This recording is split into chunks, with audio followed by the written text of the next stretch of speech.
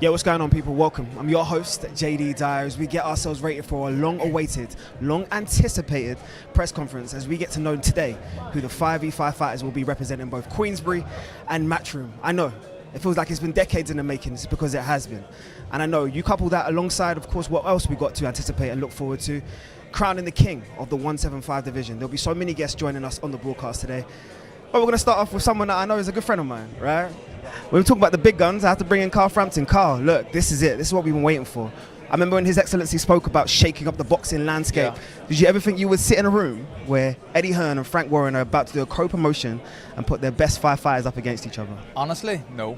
But it's great for our sport. I think boxing's in a really healthy position at the minute. I mean, if you can get two of, in my opinion, the world's best promoters, they are number one and number two, I think, right now anyway, to work together.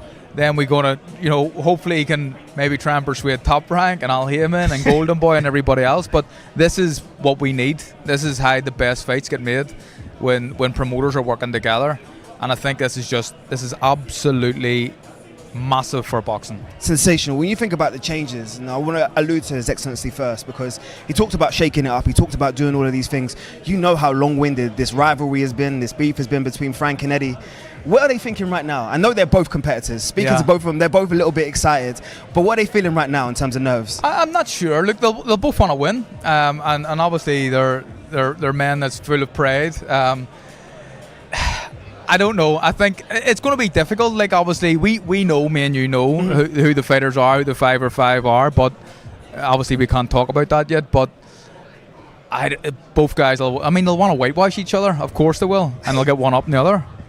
It's been the hardest thing in the world, kind of keeping that to ourselves, especially within the boxing community, not wanting to turn around and talk about the names that will be listed.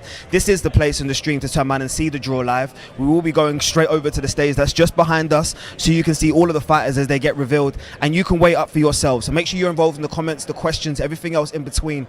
But I'm going to come back to you, Carl, because I think about this journey, man, and I genuinely don't want it to be underplayed or downplayed. At one point, I remember Eddie Hearn alluding to the fact that he'd never even had a conversation with Frank.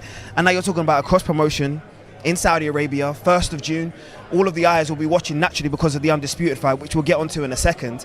But I want to know, which one of the divisions are you most excited to turn around and see in action? Well, I suppose we can give a little insight. Well, no, we know the divisions. I think all the fights are quality.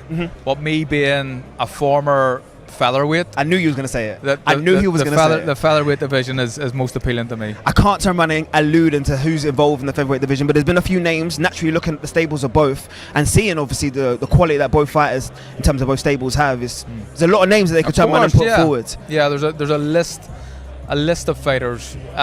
We know who the fighters are. I mean, this is difficult having this conversation because I don't want to give too much away, but for me, the featherweights, I think, is like all the 5 fights, really well matched, really competitive, hard to pick a winner. But just because it's one of my old divisions, that's the one I'm most excited about. Are you impressed with the consistency? When I say consistency, I'm talking about the quality of the bills that we're getting on a regular basis. I feel like it was only yesterday we was in Day of Reckoning, Battle of the Baddest that's been already occurred. You've got this one and so many more that's turned around and talking. We haven't even spoken about the other Undisputed fight, the Ring of Fire. Yeah, look, I'm surprised. To be honest, when the Saudis are involved, no, I'm not. You know that the money they're pumping and throwing into boxing, to try and get the best to fight the best, and they're trying to make Saudi a destination for people to go and visit and tourism and everything else. Does it surprise me? No. I think that these guys will do whatever they can to make the best fight the best, and we're starting off with a cracker here. The third member of our team will be joining us. Steve Bunce will be on the broadcast with me really soon. No doubt about it, you can imagine Steve Bunce is being busy and doing what he needs to do as always, interviews. But I'm going to ask you, and I'll ask Buncey as well afterwards, when you think about captains, knowing that the captain in this circumstance gets an extra point in terms of forgetting his victory, if you were Eddie Hearn, what division would you give the captaincy to? Well, again, knowing who the fighters are without saying their name, I would give the captaincy to one of the heavyweights. Oh, okay. I don't know which heavyweight I would give it to, and I think the reason for it is because he's probably the most established fighter on that list. So you're doing it in terms of established, you can handle the occasion rather than the opposite. Experience and everything else. Okay. Yeah. And if you were sitting in Frank Warren's shoes right now, looking at that, would your factor be the same thing, or would you look at it for the best mismatch? I think there's a guy in the middleweight division that's in the Queensberry roster. Speaks very sensibly. As a very, very good fighter as well. Not a world champion yet, but at one point will be a world champion in my opinion. I would give it to him. So what about the growth of Saudi Arabia? Let's talk about it, right? Everyone's talking about when they first made their explosion. Historically, we've seen it. New York, Vegas has been the home of boxing. Then, of course, Great Britain had their stance and what they're continuously doing. But what do you make of the sort of development of Saudi Arabia and what they consistently seem to be doing over there? I mean, I don't think you can complain. Obviously, I mean, when you look at it, the atmospheres aren't close to what we can create in the UK at the minute, but I don't think there's many places in the world that can create an atmosphere like we can in the UK. But I mean, I would have loved to have been in my pump when the Saudis were involved in boxing to get a couple of fights out there, because this is a dangerous sport and fighters deserve to be paid well. They're not getting paid anywhere better. So I mean, I'm all for it, and I think that the fact that Turki Al-Sheikh is really a boxing fan, he's a knowledgeable boxing fan, he knows what he's talking about, he wants the best to fight the best. I know usually you can expect to see Dev on this promotion. He's actually on stage right now doing a couple of rehearsals as we get ready for the press conference, which is only minutes away here live on the stream. But I want to ask you a couple of more questions, because there he is over your shoulder. You can see him. Look at him. Jump in. He knows how to make an entrance. Did you in the middle, Bonsi? He knows how to make an entrance. And you know what? It's so perfect, because I wanted to start diving into the Undisputed conversation. So obviously a man that needs no introduction in Steve Bunce. First of all, Buncey, how you feeling? How you feeling today? I know you've been busy behind the scenes getting a flavour for the fighters. We haven't revealed any names. Carl's done fantastic, by the way, in not saying anything.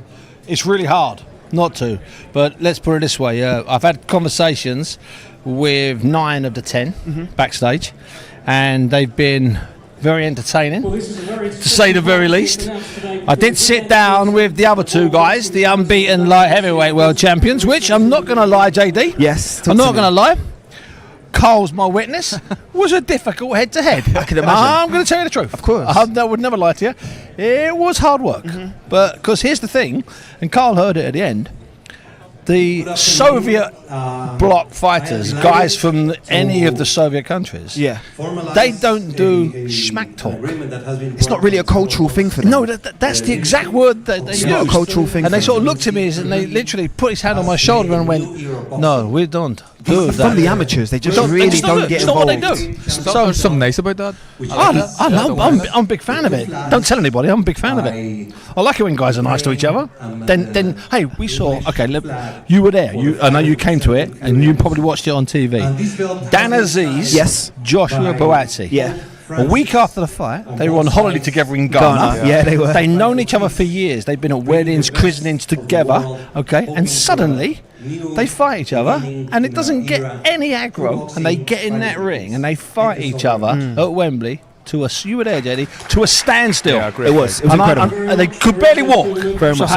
As someone from London as well, extremely proud of both of those gentlemen, what they've turned around and done. But let's stay in their division. Since you've alluded to it, let's stay in their division. And I don't want this to go underneath the radar for the magnitude of this fight, because I'm hearing some people talk about obviously the big Ring of Fire, which we're all going to be at, we're all going to enjoy. Which is going to be obviously the crown, the heavyweight champion. But there's something very special about an undisputed light heavyweight champion. Now, I want you to tell me from the Bivol angle first of all. Let's talk about Dmitry Bivol and what he brings to that spectacle and what he's looking to turn around and do. Technically, he's very, very good in terms of his punch selection and everything he does, but his feet, I think, are his real strong asset. His feet are very, very good. I think he probably punches harder than he gets credit for as well, because typically someone who moves like Bivol, observation. Yeah. Someone who moves like Bivol, you know, what you want to do is close him down and get close and bully him, but people want to do that, but they can't do it because I think he hits him hard from a distance.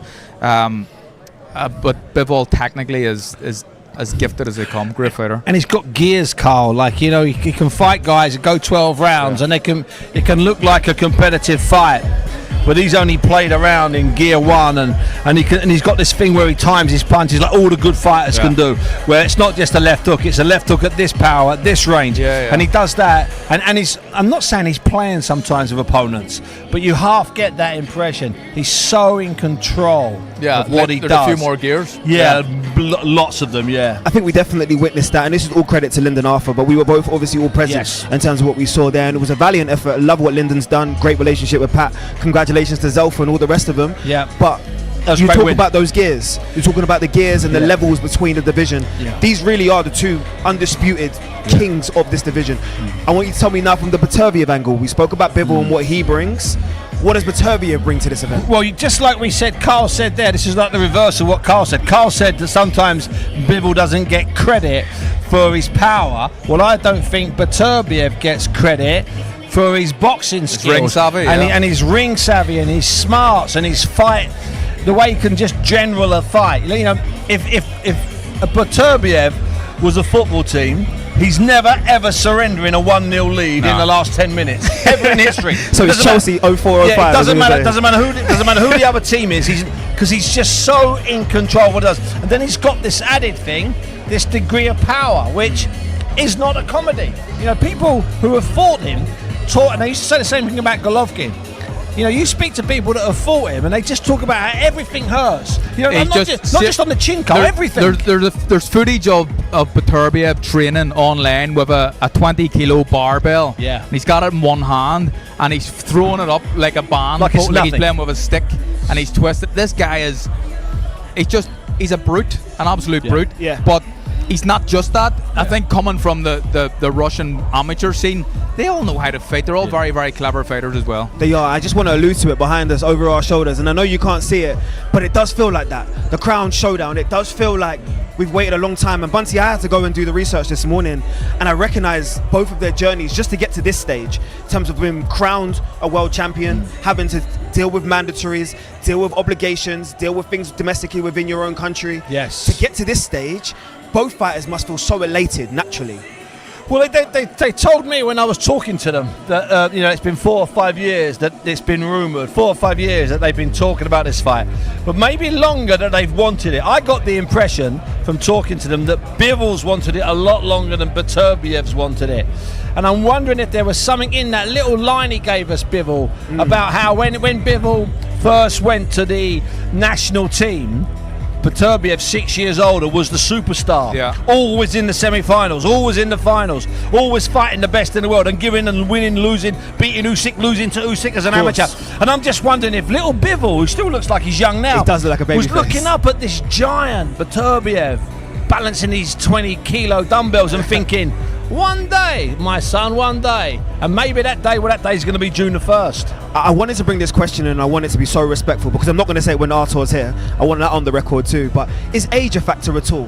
I'm just looking at the normal human being. When you're 38, 39, you start asking questions of your body. But it could be I watched him this year. Yeah, look, it could be a factor, but going off Beterbiev's last performance against Callum Smith, then it probably isn't. That was an unbelievable performance. Callum Smith maybe not the fighter that he once was, but certainly age is a factor for Callum Smith. But Beterbiev seems to me, although he's 38, is he? 39, I think. 39 now. And still like in the prime of his life. It's sensational. I don't understand. LeBron James, they need to give the remedy as to what they do. I don't know how LeBron James lives, but I know a little bit about the way Beterbiev lives. And he lives a really wholesome life. Yeah. So if he's got to go out and chop wood, he goes with an axe and comes back with the wood for the fire. If he's got to feed his family trout that night, he goes out with a hook and catches the trout, grows the vegetables. You know, fast food and Beterbiev have never been in the same city. Love it. In fact, we could make a load of sort of Chuck Norris style jokes about what exactly Beterbiev does, because I just think I think with him there might be a massive asterisk attached, and the age just might not be a factor. He might be one of those freak humans, Carl. Because you up close, you saw him a little bit. You were at 6 feet from him when I was talking to him. There's something about him, there's just the sort of power. Aura. And the aura, yeah. And I just got a feeling he might just be one of those natural freaks that can do anything, and he'll do it for a lot. That's my gut feeling. I think you might be right. You know, Bunsey, just looking at his face, he's clearly a serious man as well. Like very, very serious. And the guy who you see around when he has to do important stuff, he's like deadpan, like literally put the frighteners up anybody. Yeah. But off camera he's a nice guy and he's really nice and actually quite pleasant. But that whole demeanour around boxing and boxing events, he's a scary man. You know when he fought in the yard? Yes. I was in a position, I was working TNT. I don't know if you were with us. I don't know if you were with us that Hadn't night. made the transfer as of No, yet. exactly. But you were on the bench somewhere. But so I was ringside, and it was a proper ringside. So we're actually on the canvas, and I remember he was over here, and there was several points in that fight where I was no more than I don't know, 7, 8, 9 feet away from Beterbiev's eyes and face. And it made me take a deep breath, just being that close to a man, hitting somebody else, but in my presence. There was something about it. Now, I'm not saying I've never experienced that before, but it was a massive feeling. It was not unique. I felt it a few times with fighters, but I really sensed it. And that was, whether it was aura, whether it was power, whether it was ferocity, or whether it was just the sense that what you're dealing with here is just someone that's very special, Carl. No, very special. Absolutely agree. I mean, he's one of my favourite fighters to watch, just on how he goes about his business and how he fights. He's not afraid to get hit, and that's why we've seen him on his backside a number of times, but he gets back up and he wins. He fights through adversity, massive cuts. I mean, he's a quality fighter. He's got it all, and we're about to find out from Devsani as he introduces what is going to be one of the biggest bills known, the undisputed light heavyweight contest between Artur Beterbiev and Dmitry Bivol. Strap yourselves in.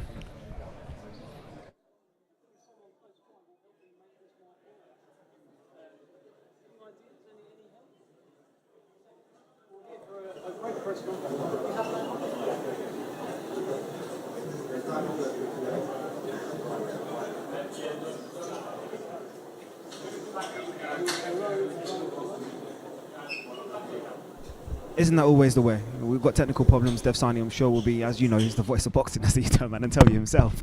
But look, since we've got a couple more minutes, I always say let's feel, right? And we turn around and enjoy this moment as the fighters are getting back. You two have both been backstage. I haven't had the opportunity yet to turn around and get an aura or energy from them. What did you kind of sense in terms of from Beterbiev, first of all? Fearsome, like literally really scary man. Bivol a bit more relaxed, and he does sense that usually. Though Bivol is usually a bit more cool, yeah, a bit more I think calm. a bit more coy, a bit more. That's exactly how I would describe it. But there was just, I don't know, there was something a bit ferocious about Beterbiev. He just seems like a. I agree with you completely, except that, do you see when Bivol jumped on me? When I said that line about Eastern Bloc fighters, he jumped down my throat, Jade. He jumped down my throat, brother. I'm telling you, let's talk about Devsani. He's about to jump down our throats as well. So let's hand over to him now as we go round 2 for the remix between Beterbiev and Bivol. This stage, whenever the media gathers in this room, we know that something big is about to happen. It's another groundbreaking, monumental press conference. Now, Riyadh has really become the home of big-time boxing.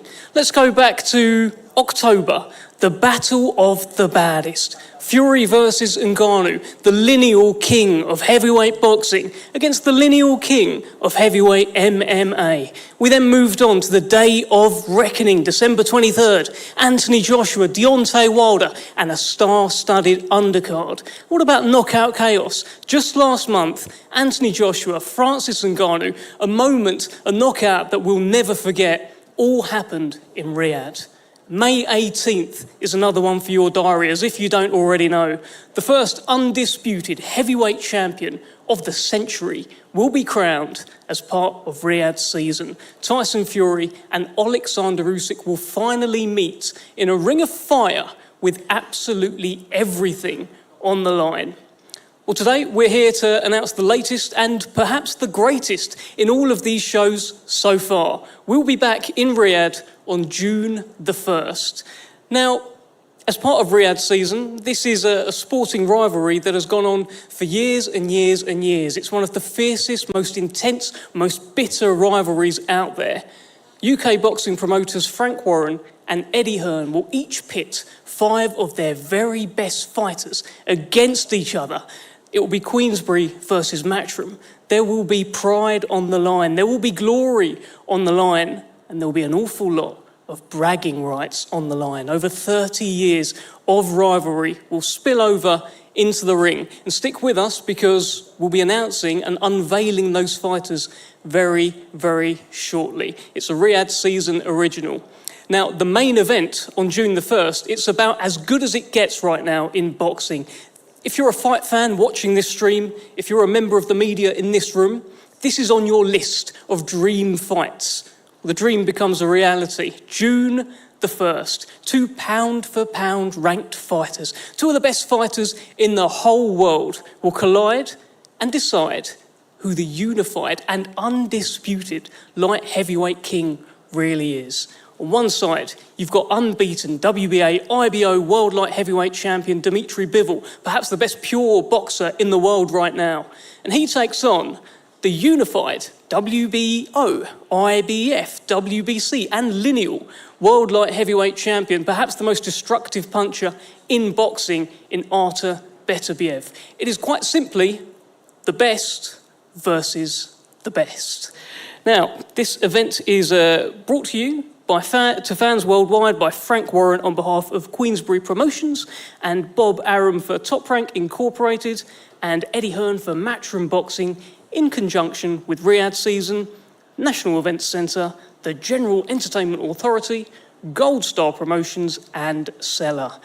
Okay, let's bring onto the stage some of the key players involved in this historic bout on June the 1st. Let's first welcome to the stage the long-standing manager of WBA World Light Heavyweight Champion Dmitry Bivol, representing World of Boxing Promotions. Please welcome Vadim Kornilov.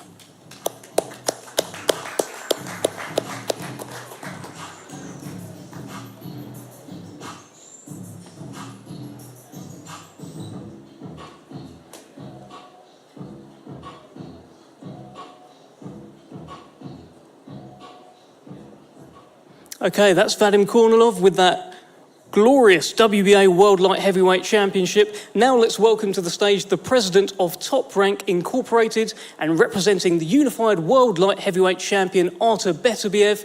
Please welcome Todd DeBoeuf.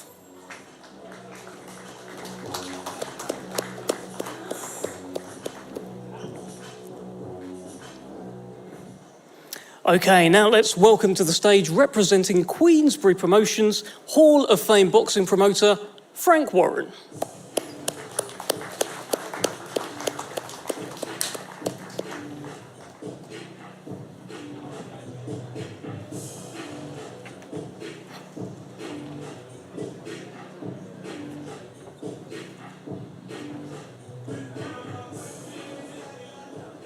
Okay, it's now time to welcome to the stage the long-standing promoter of WBA World Light Heavyweight Champion Dmitry Bivol, representing Matchroom Boxing. Please welcome Eddie Hearn.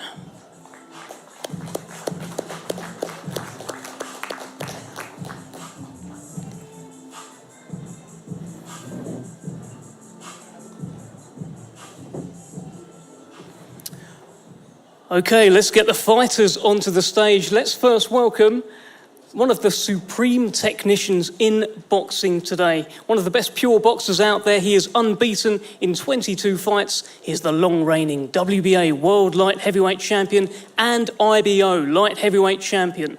Please welcome Dmitry Bivol.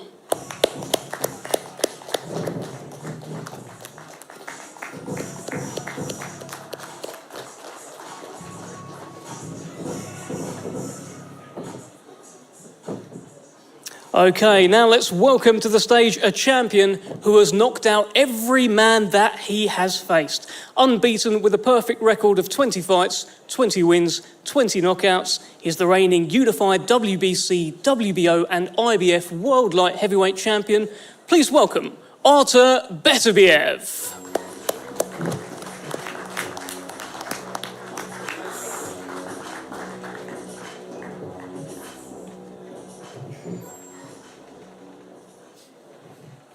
Okay, so everyone's up here. Before we begin speaking to the top table, I'd like to take a moment to thank those involved in making these groundbreaking events possible. And what a privilege it is to be working again on such a historic fight card as part of Riyadh Season. Firstly, we'd like to express our heartfelt thanks to the custodian of the two holy mosques, King Salman bin Abdulaziz. And to His Royal Highness, the Crown Prince Mohammed bin Salman. And of course, His Excellency, Chairman of GIA, Turki Al-Sheikh. And a huge thanks to all of the teams of GIA, Riyadh Season and Seller as we continue to work together to deliver historic events in the kingdom. Okay, let's talk to the table. I'm going to begin with Hall of Fame boxing promoter here, Frank Warren. A tremendous fight. This is Undisputed. Just 2 weeks after we crown an undisputed heavyweight champion, we get one in the light heavyweight division. Tell us about this fight. We do, but just before that, I'd also, on behalf of all of us here, like to thank King Salman and the Crown Prince Mohammed bin Salman, and also the chairman of the General Entertainment Authority, His Excellency, Turki Al-Ashik, and thank you so much for making all this happen. Boxing is so grateful for you, all the effort that's been put in to making these magnificent fights and occasions happen. Very grateful. So we've got a big fight. We've got 4 belts on the line. Very rarely does this happen. We got one, obviously, a few weeks before with a heavyweight division. Then we're in the light heavyweight division with 2 superb fighters, both undefeated. I think they're both 20 wins each, so somebody's O will go, as they say. And me as a fight fan and a bit of a neutral as far as the 2 guys are concerned, I can't wait to see it. This is something extra special. And again, take our hats off to Top Rank and to Matchroom, who worked very hard to make this happen. It's brilliant. Now, you've seen both of these guys last year. Artur Beterbiev at the very start of the year, Dmitry Bivol towards the end. Look, I don't want to push you towards a pick, but have you got any pick? And bear in mind who sat next to you. Well, he beat my man, didn't you? He beat Anthony in I think his toughest fight to date. It was a tough fight. It was an excellent and exciting fight, and he done it in style. And over the other side of the table is another Brit basher who's done a few of our guys. So this is such a good fight. I mean, fights like this come along very, very rarely. Two undefeated fighters. As I say, we got one a couple of weeks before, a bit like buses, but very rarely does this happen. And quality fighters, top guys. And who would I lean towards? I've got to lean towards Artur because I think in fighting Anthony, he showed to me what a good fighter he was. Anthony, I've got a lot of regard for him as a fighter, and he done brilliantly against him. Okay, thank you, Frank Warren. Let's bring in Vadim Kornilov from the Bivol team. Vadim, you've just heard Frank Warren refer to Dmitry there as the Brit basher. He's got a tall task in front of him, though, in Artur Beterbiev. Tell us your thoughts heading into Undisputed. Thank you for everything, and thank you for this fight to be happening finally. One thing I can say is that this is a fight that we've been waiting for a long time. Probably for the last 2 years, Dmitry has been asking for the Undisputed fight. And finally, there's somebody that came through and came together, brought everybody together and made this happen. And I just want to say that we appreciate the opportunity and everybody who's taking part in this, and the great athletic fan in His Excellency, Mr. Turki, who's making this a possibility for everybody. And why does your man win? Because boxing is more about class, IQ, style, and skills, in my opinion. Okay, well, let's hear from the Beterbiev side. Let's bring in Todd DeBoeuf. You've just heard the case there from Vadim Kornilov. A big moment for Artur and Top Rank here. Give us your thoughts. Well, I mean, I think I've always been a fan of destruction, and this guy is destruction, and Frank is dead on right. Artur has just... Every time you turn on the television, my phone would ring and friends from all over the world would call me and say, who is this monster? And I think he gets better with each fight. I think he adjusted after the Yard fight where we saw he got hit a couple times and then came in for the next fight against Smith and adjusted. And the truth is, it's a really credit to the athlete. It's a credit to the Riyadh season, Sella, His Excellency, listening to what the people are saying. We want to see something, help us make this happen. And we're helping the 2 fighters at the top of their skill set in a great weight class and a great contrast to style. So I think we're in for a special night. And why does Artur Beterbiev become undisputed June 1st? Because you look at his body of work, nobody lasts 12 rounds. That's why. I don't have to say anything. That's a pretty conclusive argument, but I'm sure there's a man who will have something to say about that. Mr. Eddie Hearn, you've long championed Dmitry Bivol. He's talked about wanting to be undisputed, but this is a man you know very, very well. A tall task. Give us your thoughts. Yeah, thanks, Dev. Thanks, everybody, for attending today. Just before we go into this fight, just want to pass our regards on to the family of Willie Limond, who unfortunately lost his life earlier today. A great ambassador for the sport of boxing. Rest in peace, Willie Limond, and God bless your family. We're here again, Dev. This is quite remarkable, really. Of course, thank you to His Crown Prince and His Excellency Turki Al-Sheikh. You did it again. To have two undisputed fights within 2 weeks of each other is quite remarkable. I mean, the Undisputed Heavyweight World Championship has been something that's avoided us for a long time. You made that happen. Now you make, in my opinion, the best fight in boxing in Dmitry Bivol against Artur Beterbiev. I think it's just one of the purest matchups in the sport. And to see that headline the top of a card on June 1st with the 5v5, 6 of the purest 50-50 matchups you could see in boxing. So congratulations to everybody. This is a real incredible moment for the sport. And I didn't see this fight happening without an intervention from somebody. And as I said, His Excellency made it happen. These are two tremendous fighters, two world champions. In every division, we should look to find an undisputed champion. It tells you who the very best is.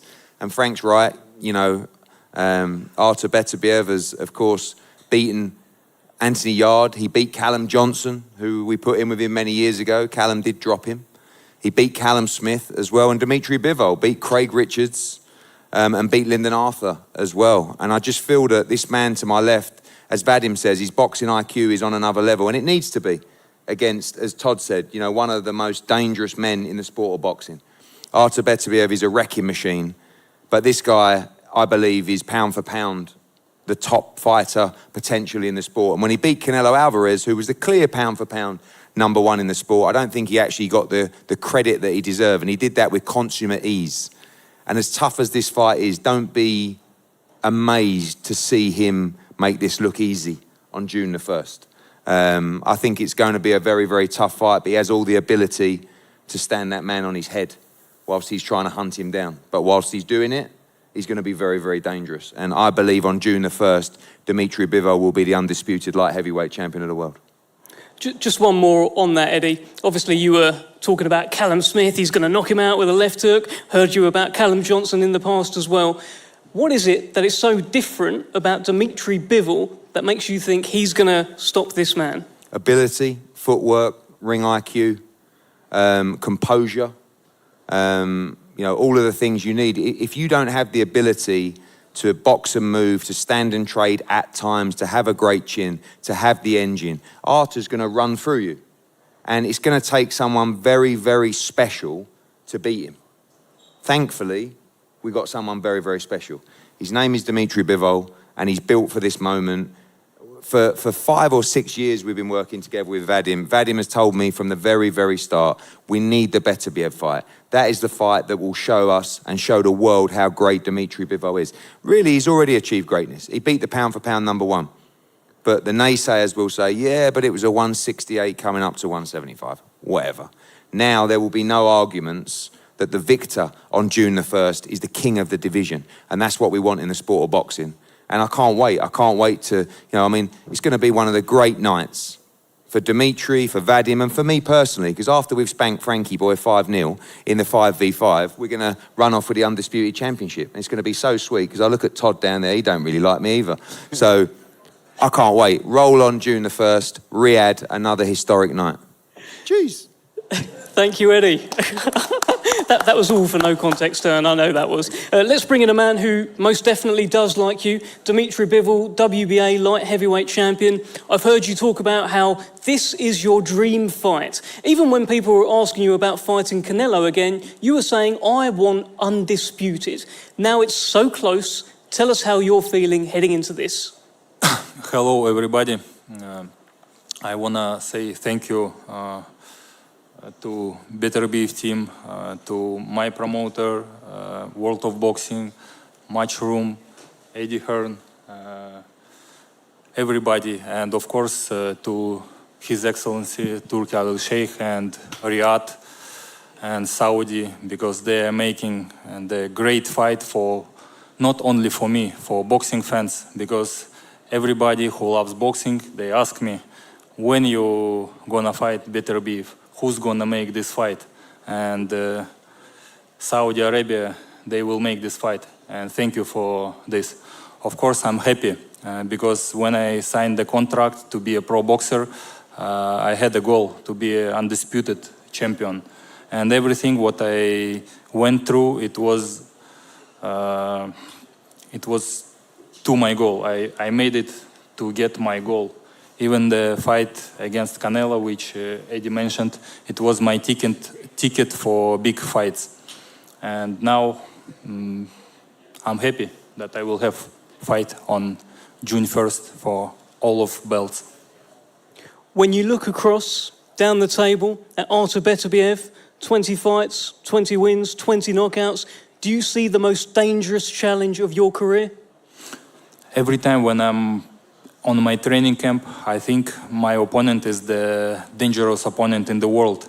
These thoughts help me to be in focus, to be serious in my training camp, and of course he's one of the dangerous opponent. Even if we see on his records, even if he see on his fights, he's powerful, and it makes me more excited to fight against this guy because I love challenges. I love to be tested, and this fight, the huge test for me also. Well, he's knocked out everyone so far. Tell us why you're different. Every person is different, not only me. I have good skills. I just believe in my skills.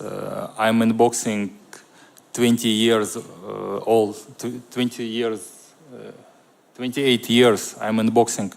I'm in boxing since I remember myself. I love the sport, and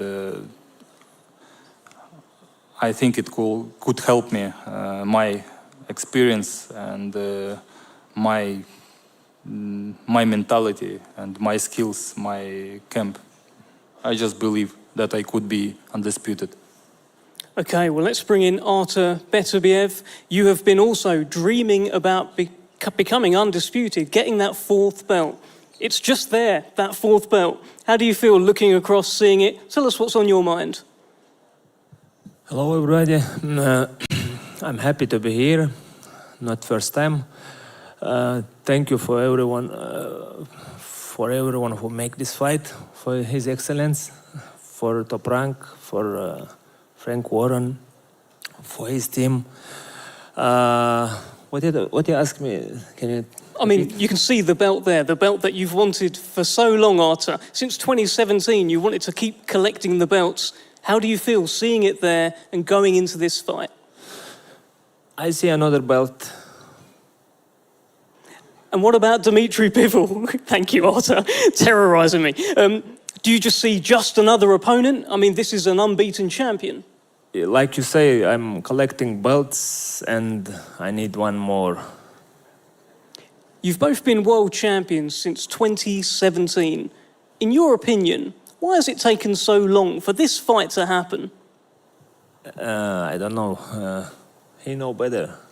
Ask him. Dmitry, why has it taken so long for this fight to happen? To be realistic, yeah, you ask him, he doesn't speak, I will say from him. Of course, we know boxing how it's happening, and all fighters was with the belt with Top Rank. I asked my team a lot of times, I wanted this fight, and I got answer only that it's not. There is no person who will make this fight. His Excellency wasn't doing boxing. Yeah, and now we have His Excellency who loves boxing so much and who said that I want this fight, and this fight happened. Well, this fight is certainly happening June 1st. Artur, is this the biggest challenge so far? We'll see. What's your hunch? What do you think? Well, I'm not thinking. I'm preparing. I will prepare for this fight. Try to be ready for 100%. Okay, thank you very much. I just wonder, do you have a message for Dmitry Bivol now that he's here? He know already. Dimitri, Artur Beterbiev says that you know already. What is it that you know? I don't know already. We know. I tell you, no. For sure.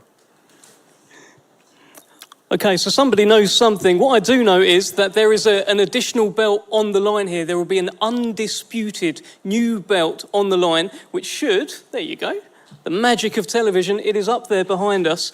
And the fighters will face off very, very shortly in the front of the stage with that behind us. Don't go anywhere because we'll be back very shortly for the 5 versus 5 unveiling. Dmitry Bivol, Artur Beterbiev, Undisputed, coming up June 1st, your main event. Stick with us.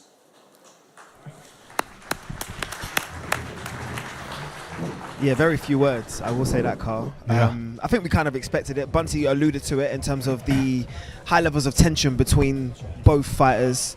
I think when you think respectively about their journeys and how long it's taken them both to get to this stage, I think it's a bit understandable. I mean, traveling out of their countries, coming in the middle of probably what be camp and all the rest of it, to come and do a press conference, which neither fighter is probably, let's say, the most articulate in terms of English, respectively. And they both said to me, JD, and Carl heard them, they both said in their heavy Eastern European accents, this I don't like. Fighting I like. I don't like this. I don't like this. I know I have to do it, but I don't like it. I think that was evident. Yeah, I mean, that's what it is. So it's not a big problem. You know that's the case. I like that about them, though. That they don't have to talk. We all know as boxing fans what a fight this is and history in the making and all of that, all them sort of catchphrases and lines. But these guys, they don't need to talk. They really don't need to talk. And we know it's going to be an absolute war, bloodbath, potentially. Going to be fighters up and down. Yes. I think it's going to be a great fight. But the best part about spending so much time with fighters, and Bunty, you'll probably understand this as well, decades,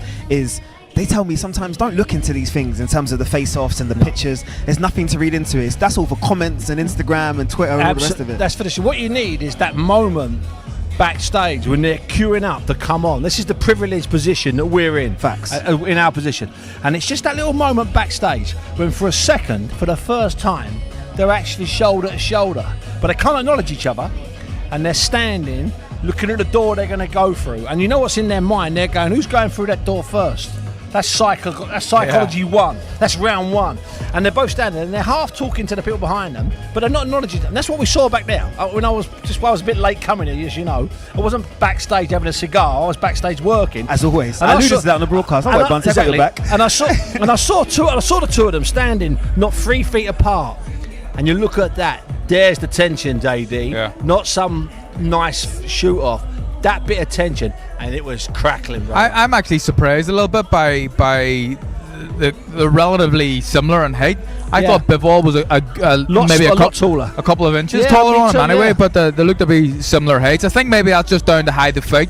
Bivol fights like he's a tall fighter, uses levers really well, and Beterbiev likes to come forward and be very, very destructive. Very aggressive in terms of what you're expecting from him. I want to know in terms of the few words that we did get from them. Yeah. Let's try and see if we can unpack some parts of that press conference.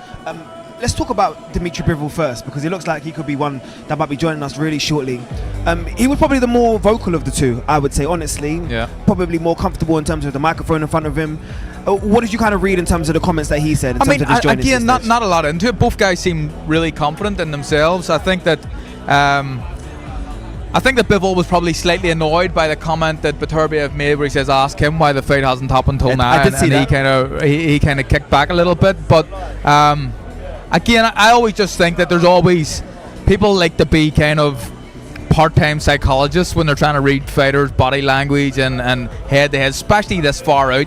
Maybe a little bit closer to the fight, but at this stage, I think both guys are just really confident that they both can win the fight. And Bivol definitely has much better English than Beterbiev by some considerable distance. So, for instance, if you're chatting, like I'll say something to Carl, like off the record, and then I'll say something to Bivol really quick, and he say, "Yes, I heard earlier. Don't worry." So he can hear things. Yeah. Whereas Beterbiev, you've got to try and find a bit of not necessarily eye contact, but you want to have him in your vision when you're talking to him. That's the way I look at it. Whereas Bivol is, it's quiet in here, so you've got to talk. In my opinion, you've got to get quite loud. Hey, Todd. Anyway, you like, Todd. How you doing? Good to see you. No, anyway, you like. No, of course you're live, brother. Of course you're live. Like, however we do it. As always, some people more need time. no introductions and some people need even further less introductions in terms of thank you so much Todd and Artur as well for joining us. Artur, don't worry about it, man, it's just a couple of cameras, yeah? I see you smiling, I see you enjoying it. He's not worried. Thank you so much first of all for joining us on the broadcast. Just tell me in terms of your thoughts, all of this, your journey so far, 2017 you picked up your first title and now where you are now, how are you feeling knowing that you're only one belt away from Utopia? I'm good, not bad. It's very good, big show. Big show. Yeah. How are you feeling about all of it in terms of just the media, the access? Look at the people over my shoulder. This is all for you. I'm a bit shy now.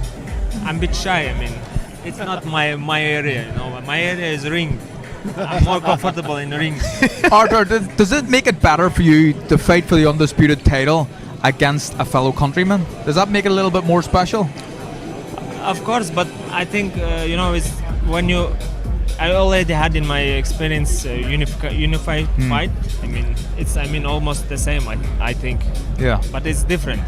It's not like when you get a belt, first belt or. No, I get it. Artur, this is the first and only time I'm going to turn man and give you any instructions. Just bring the microphone a little bit closer because the fans at home want to make sure they hear. And this is the perfect time to bring yourself in. Just looking at his journey, I saw how proud you were up there. Just thinking about how far he's come and everything that he's achieved. But how excited are you knowing that he's probably only one step away from what was a goal for him a long time ago? One of the things is I remember going to Canada and signing Artur. The first time I met him, his English wasn't so good. Very stoic face. So like he said, this isn't good for him, right? And we walked away from the meeting as a lawyer called us up and he said, he was so happy. I'm like, oh my Really? God. That's happy? I'd hate to see when he's upset, right? See, look, he knows. He knows now. He's laughing now. Look. His English has gotten better, but I think the one thing he's done is he's connected to the global boxing community because of his destructive nature, right? He has a style, and he's getting better with every fight, right? He's picking up something a little different from every fight. I think what we saw in the adjustment from the Yard fight to the Smith fight, narrowing the gap, putting the pressure on, staying in the pocket, moving a little bit, it was brilliant. It was brilliant. And I think anybody that fights this man knows it's a destructive night. So would you say then, and would you agree with Todd, that at 38 years old, 39, 39. are you 39. still an improving fighter at 39? Yes, I believe. I want to ask I'm you another always one, yeah. looking for something to fix it or make better my skills, my boxing skills, I mean, if you just look at the two fights, it's Incredible. so clear. Yeah. It's so clear how he was Changed and improved. The distance. He stood in the pocket. He wasn't at the and Smith had a much longer reach, right? Yeah. And he put the pressure on, and you just saw it.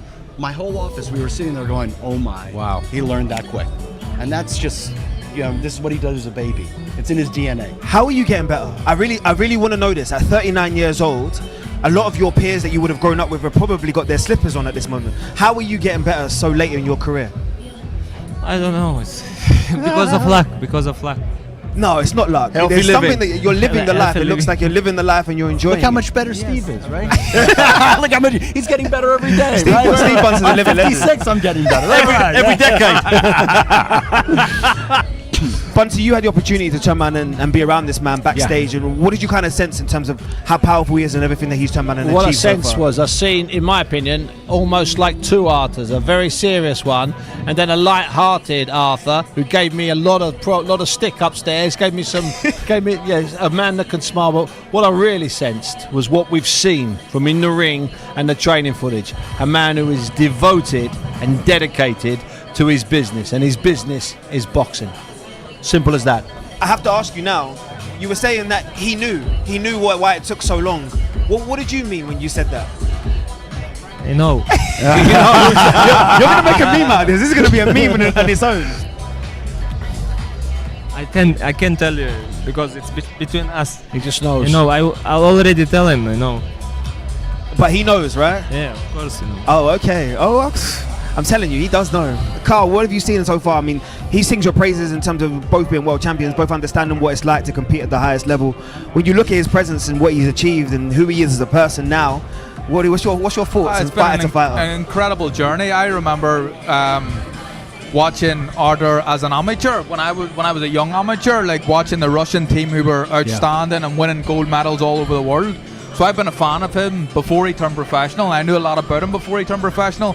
So to watch this kind of meteoric rise, 20 wins, 20 knockouts, undisputed, unified, and trying now for the next fight to become undisputed, and say 21 fights, absolutely be incredible. Well, and I think one of the things that you're saying is so true. We can talk about the credibilities, the belts, and all that stuff, but this is must-see TV. Incredible. Right? This is almost like Every fight. It's like the Mike Tyson era, right? It is. When you see somebody, it's not the cutesy, it's not the fancy, it's not the pull counters, it's not the beauty of the sweet science. It's destruction, and there's something so crude and beautiful about that, and that's here.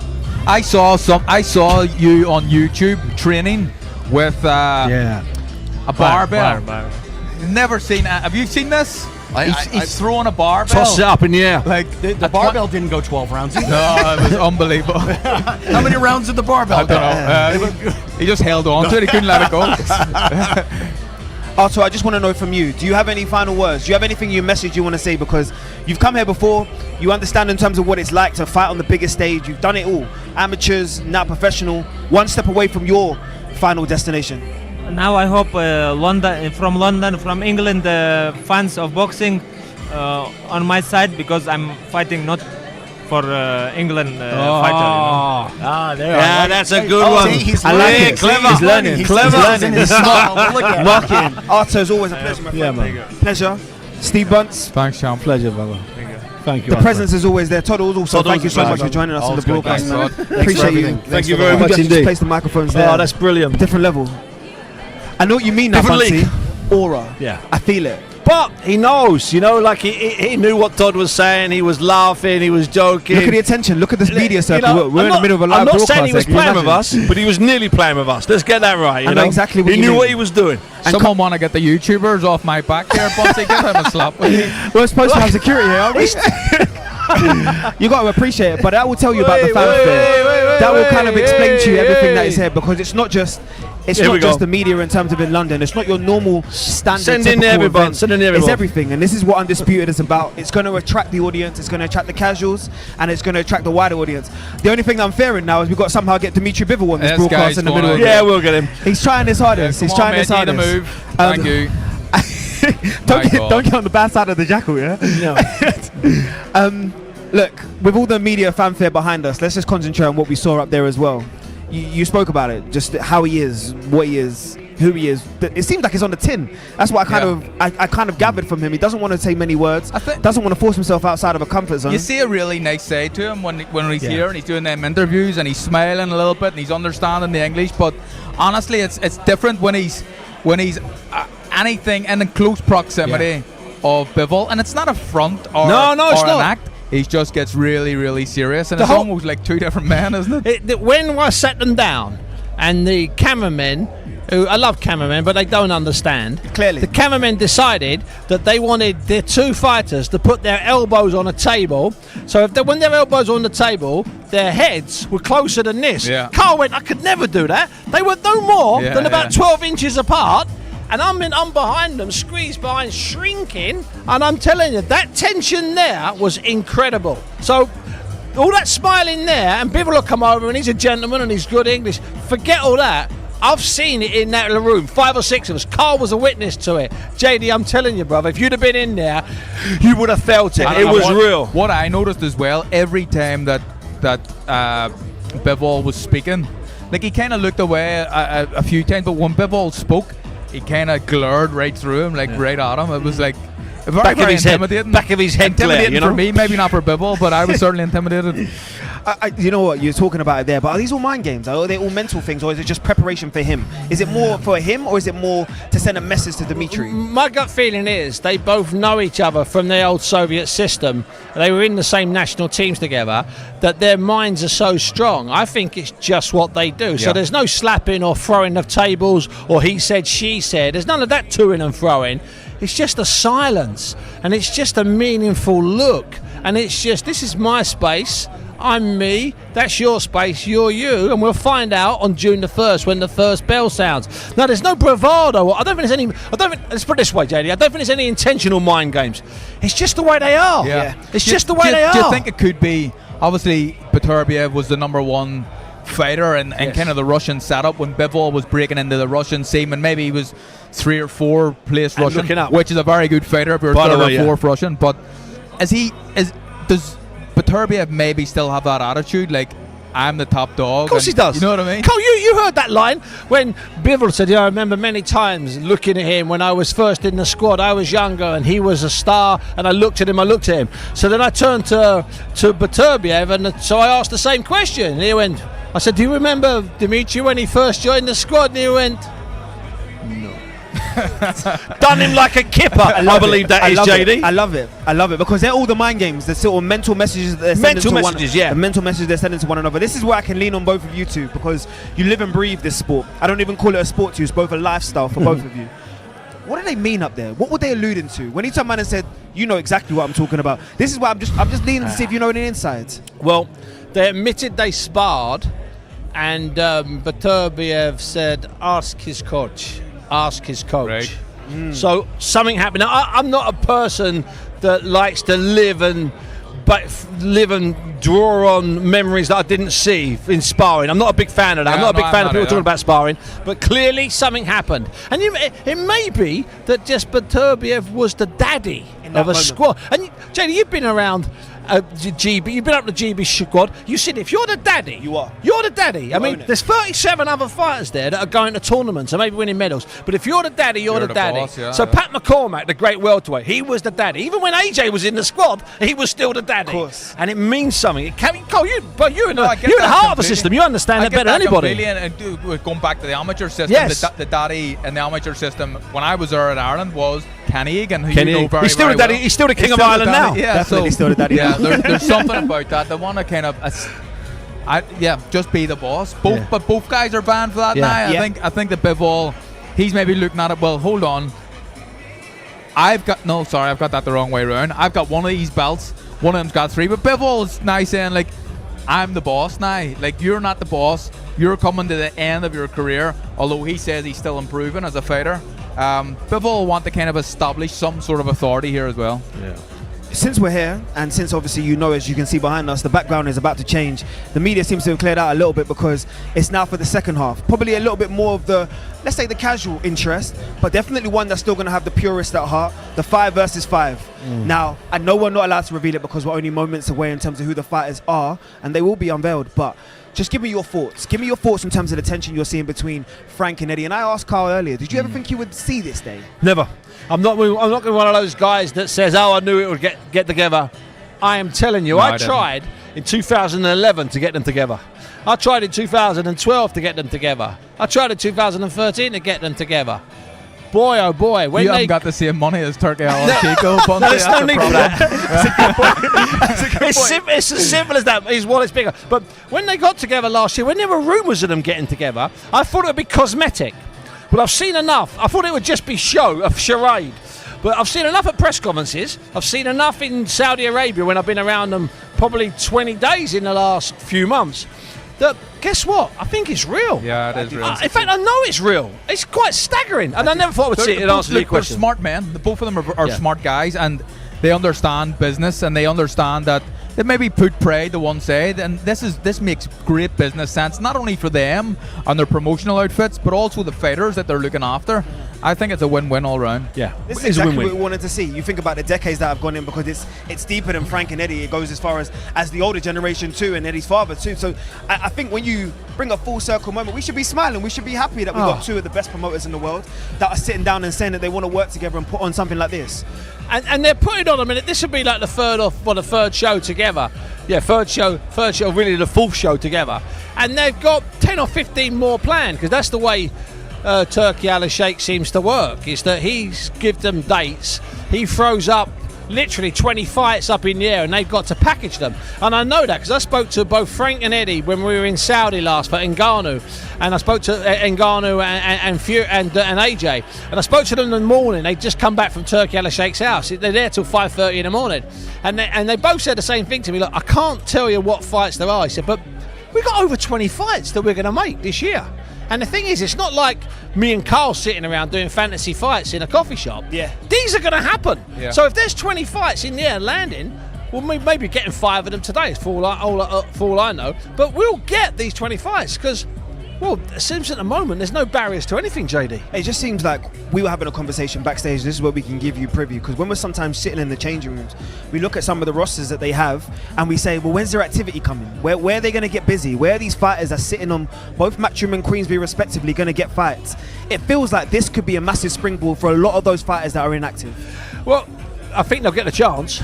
Yeah, no, there's an opportunity. Look, to be honest, with the money that the fighters are being paid to go to Saudi, everybody will want to go there, so they all can't do it. So there's got to be shows back in the UK as well that Eddie and Frank are putting on, and also Eddie has a platform in America as well with his own. So I think that people will want the Saudi bills. Some people are going to be disappointed when they don't get picked for a Saudi bill and someone else is getting selected in front of them, but this is just the way it is. I think that one good thing is, if you're performing and fighting well and a kind of a name in boxing, Turki Al-Sheikh will want you to appear in Saudi Arabia.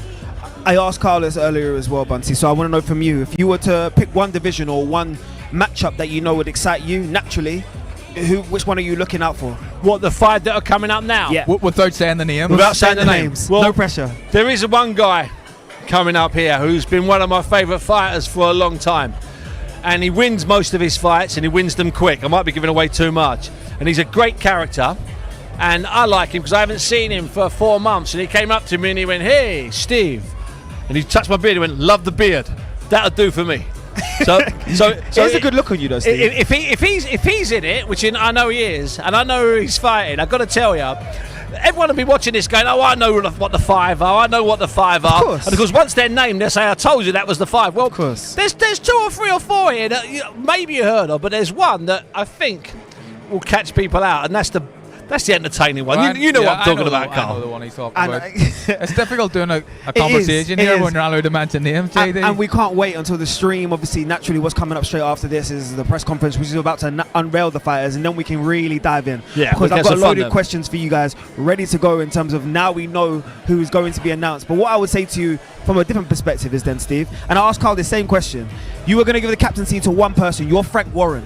Which division would you give the captaincy to, and why? I'm going to take a wild guess and go middleweight for Frank Warren. And I'll take a wild guess and go heavyweight exactly. for Eddie. Me and Bonsi are on the same You're in page sync. here. You're in sync. That's why we're the dynamic trio, right there and then. Yeah, you're in sync. JD, I'm going to tell you the truth. They told me earlier.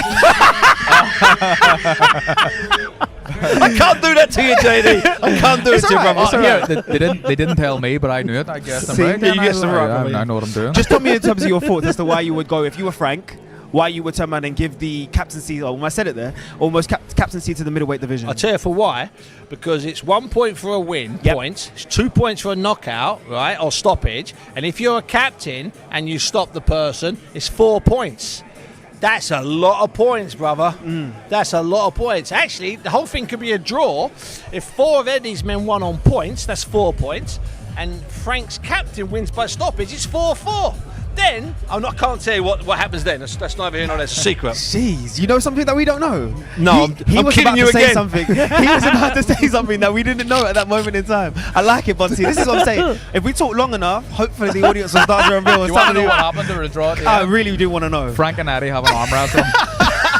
have an arm wrestle. They put their table stuff on the table like Bivol and then Beterbiev. they play a game of Jim Rummy. And if that doesn't work, they play Monopoly till 5 in the morning. How far do you reckon this Frank and Eddie relationship can go? I mean, I'm honest in saying that I do think it's an organic relationship now.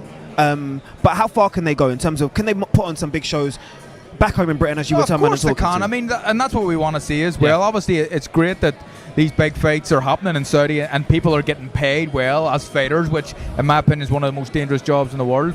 So they deserve to be paid well. But I think the relationship they'll have, it doesn't only have to be in Saudi. We can see massive fights. Eddie and Frank have both put on cards in Wembley, the biggest arena that we have in the UK. Why could they not do another 5v5 or 6 or 7v7 of Matchroom and Queensberry fighters in Wembley? I think that's what we'll get on Wembley in that September show. I think we'll get another fight. They're not saying, they're not admitting that. I mean, I'm giving a bit away, but I think we'll get it because this 5v5 works. And there'll be people that go, oh, no, this 5v5 works on all sorts of levels. I'm convinced there'll be another one. I want to know from the competitive edge. You know both of these individuals so well. Both of you have worked with these individuals for a long period of time. Do you think there's a slight competitive edge? Still, they want to make sure that they're the one that got the bragging rights. Oh, shoot you. Both of them. Well, from one JD to another, we can hand over now to Josh Denzel so we can find out for the unveiling of the 5v5. Never been seen before. Are you ready? Matchroom against Queensberry. Frank against Eddie. And let me tell you, I can't wait. Now, we would, at this time, like to thank our hosts and those that have made this groundbreaking event possible. The custodian of the two holy mosques, King Salman bin Abdulaziz Al Saud.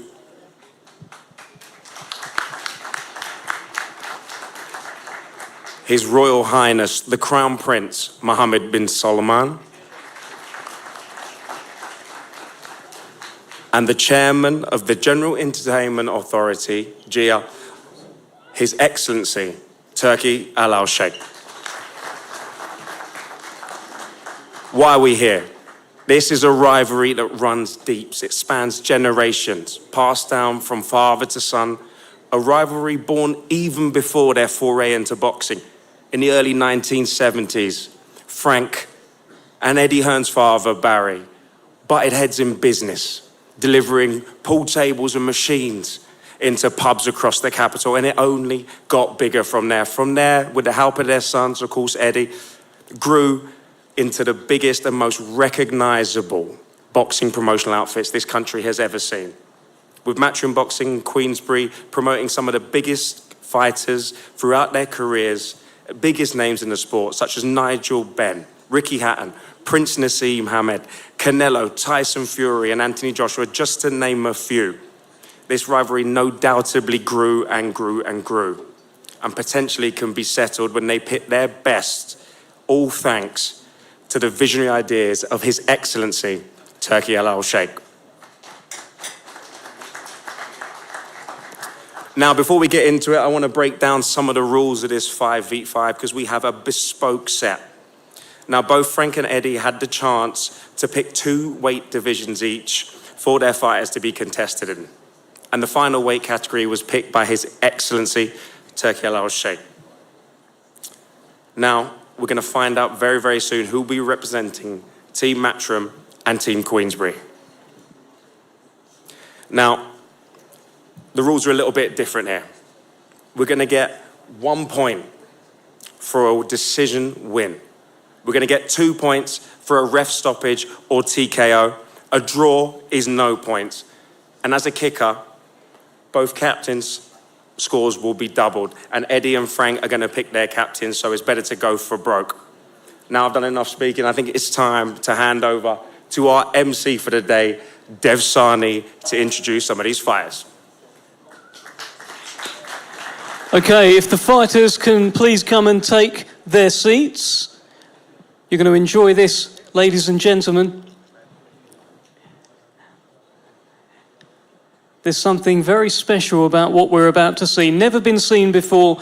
The fighters will now come up here and take their seats.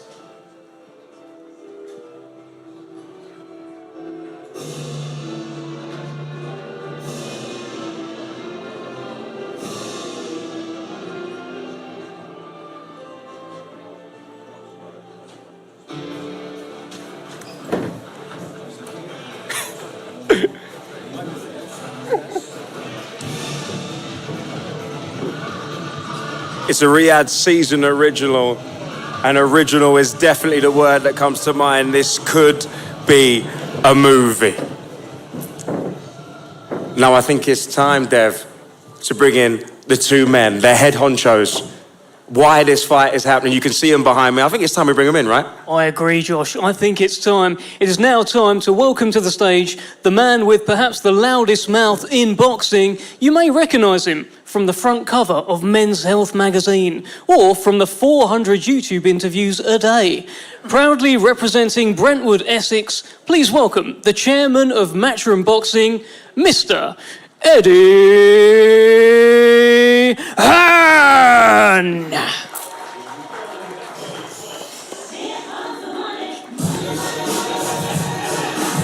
You're looking very smug, Eddie. Confident.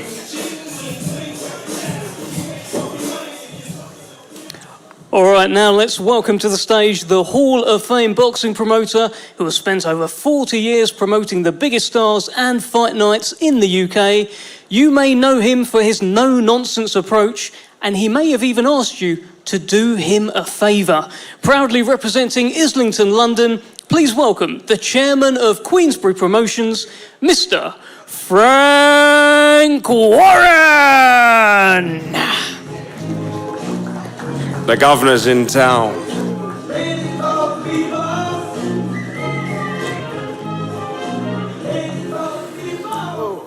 I've got to say, boys, you both look very confident. I've never seen so much teeth from both of you.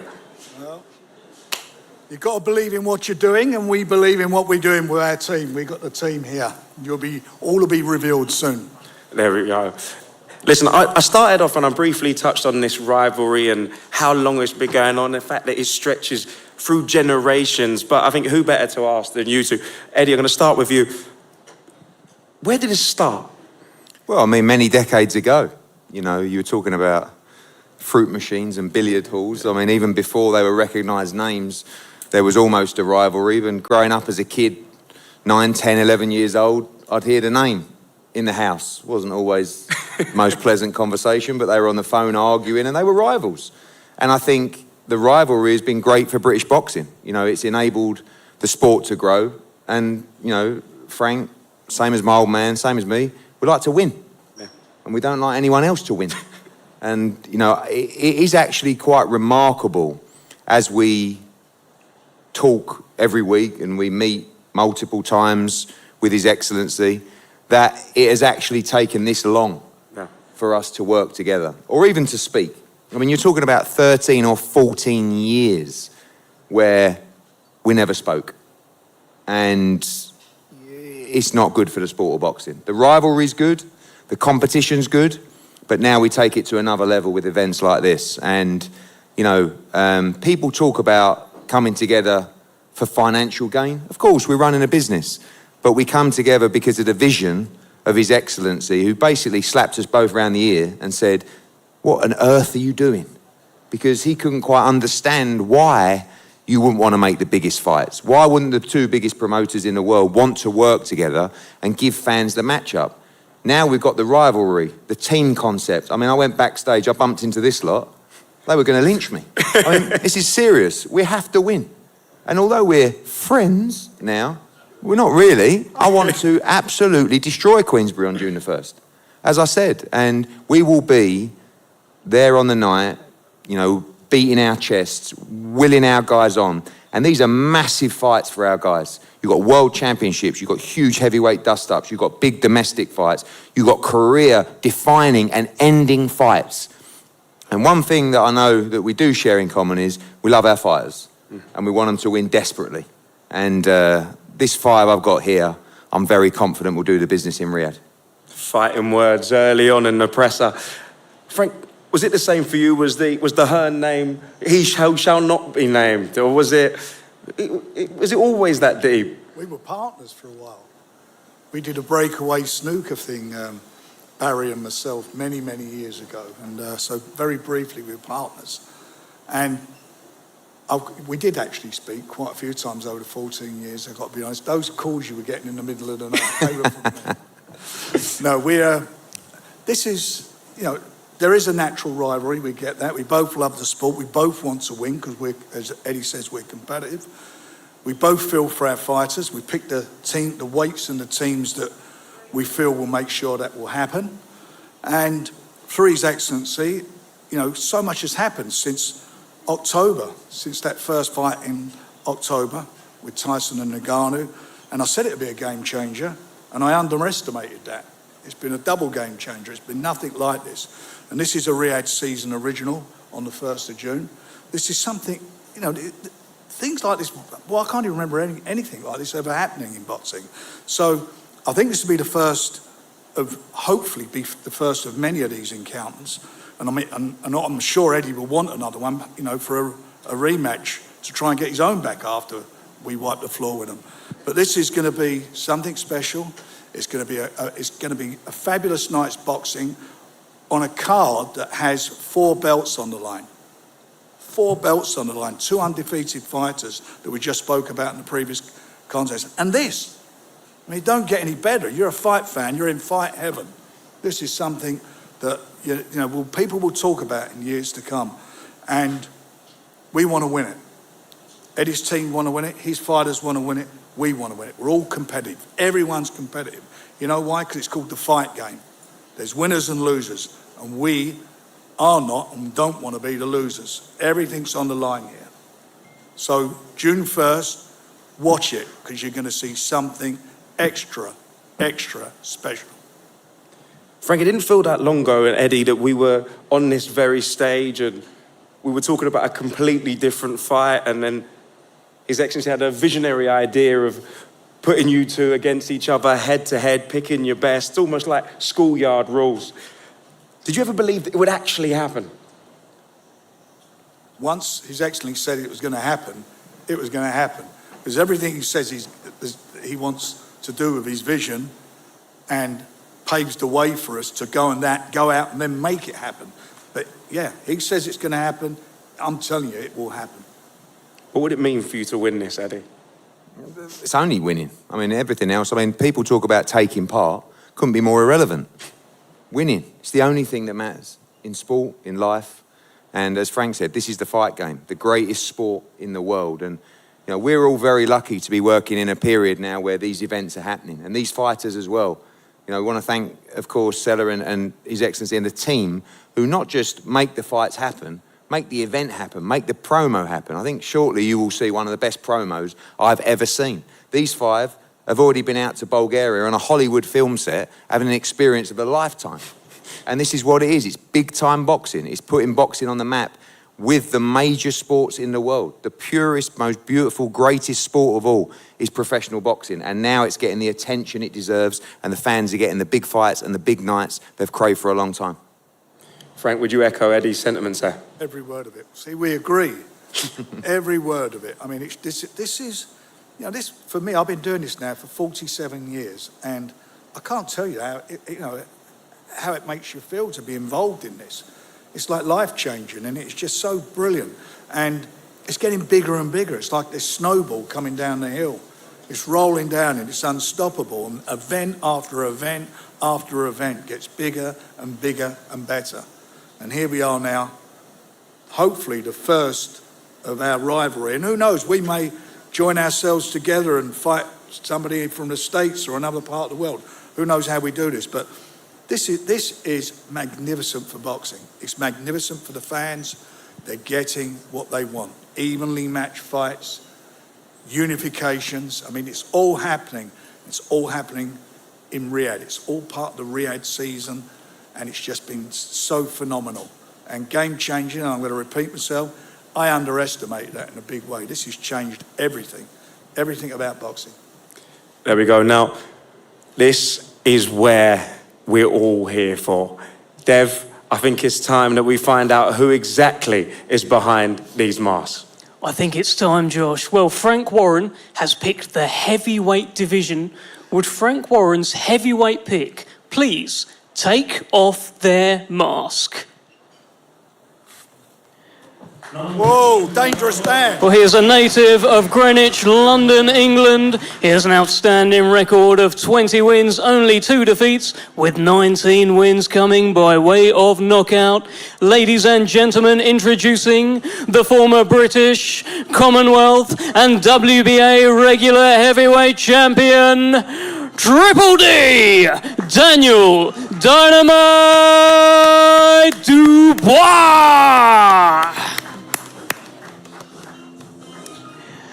Okay, well, we've got Daniel Dubois in one corner. Will the Matchroom heavyweight pick please remove his mask?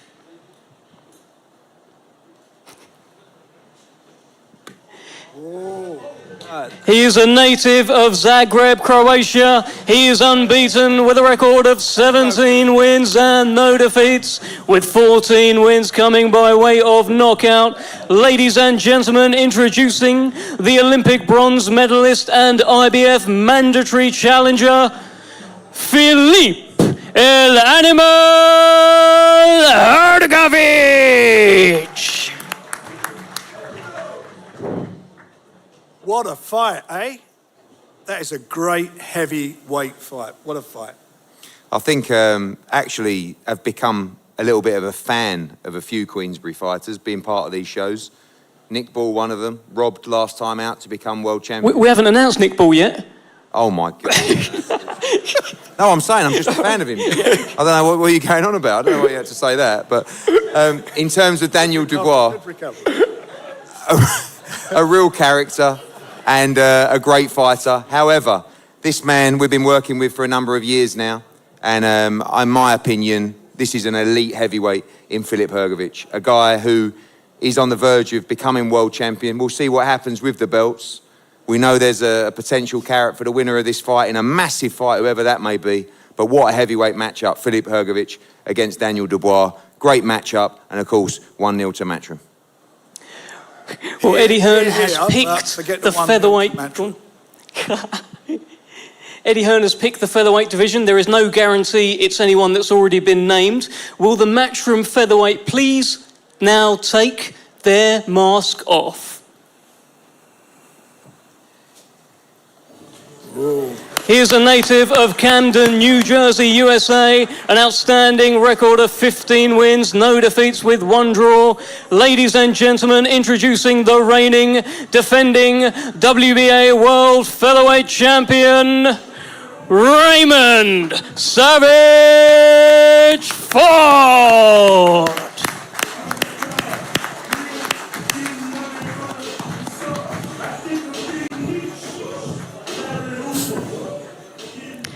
And now it's time for the Queensberry featherweight to remove his mask again. We don't know who it is. Please remove your mask. Oh. Well, he is a native of Liverpool, England, an outstanding record of 19 wins, no defeats with 1 draw. Ladies and gentlemen, introducing the former WBC silver featherweight champion, Nick the Wrecking Ball.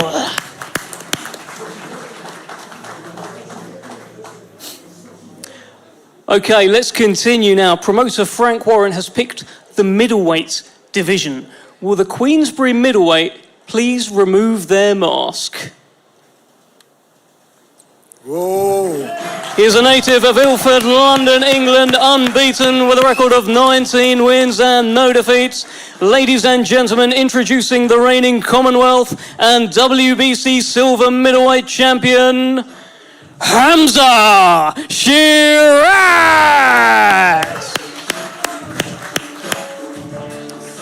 Okay, it's now time for his opponent on June 1st. We asked the Matchroom middleweight to please remove your mask. Well, here's a native of Houston, Texas, USA, unbeaten with a record of 16 wins, no defeats. Introducing the former standout amateur sensation and reigning IBF North American middleweight champion, Austin Ammo Williams. Okay, well, promoter Eddie Hearn has selected the light heavyweight division. will the Matchroom light heavyweight please remove your mask? He's a native of Crystal Palace, London, England. An outstanding record of 18 wins, 3 defeats and 1 draw. Ladies and gentlemen, introducing Craig Spider Richards. Well, let's meet his June 1st opponent. Will the Queensberry light heavyweight please remove your mask? He is a native of Carstairs, Scotland, an outstanding record of 17 wins with only 1 defeat. Ladies and gentlemen, introducing the former world amateur champion, Willie the Hutch Train Hutchinson.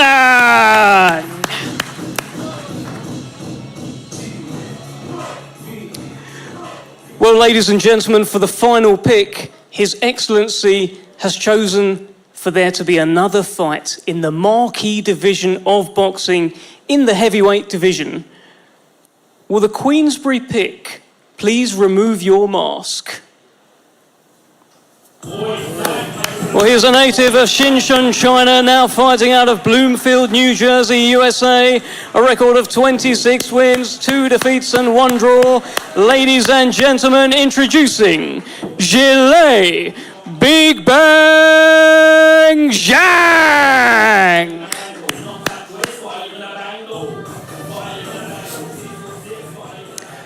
Okay, the final pick will now be unveiled. Will the Matchroom heavyweight pick please remove your mask?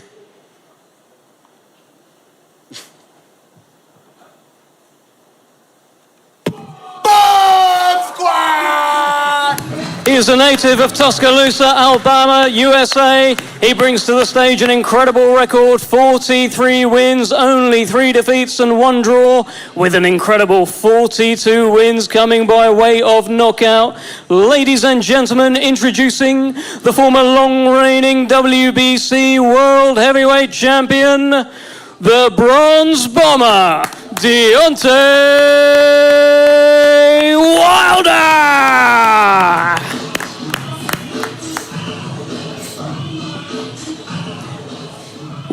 Eddie, I've got to start with you. I didn't see that one coming. Can we talk about Deontay Wilder? I think in football, that's what we call a super sub. Super sub, indeed. His Excellency said for the wild card pick, we could find the best fighter we could. I looked at the heavyweights available. I think this man has long been one of the most dangerous punchers in the division. Coming off a defeat, I think he's going to come back more dangerous than ever. And, you know, when we spoke to Shelley and the team and Deontay, this was the obvious pick to make. Deontay Wilder against Zhilei Zhang is a massive, massive heavyweight fight between 2 punchers. And we'll see what the future holds. But for one night only, we work together. And I believe this man's going to make a real statement and get back on the heavyweight scene and produce an epic performance in Riyadh.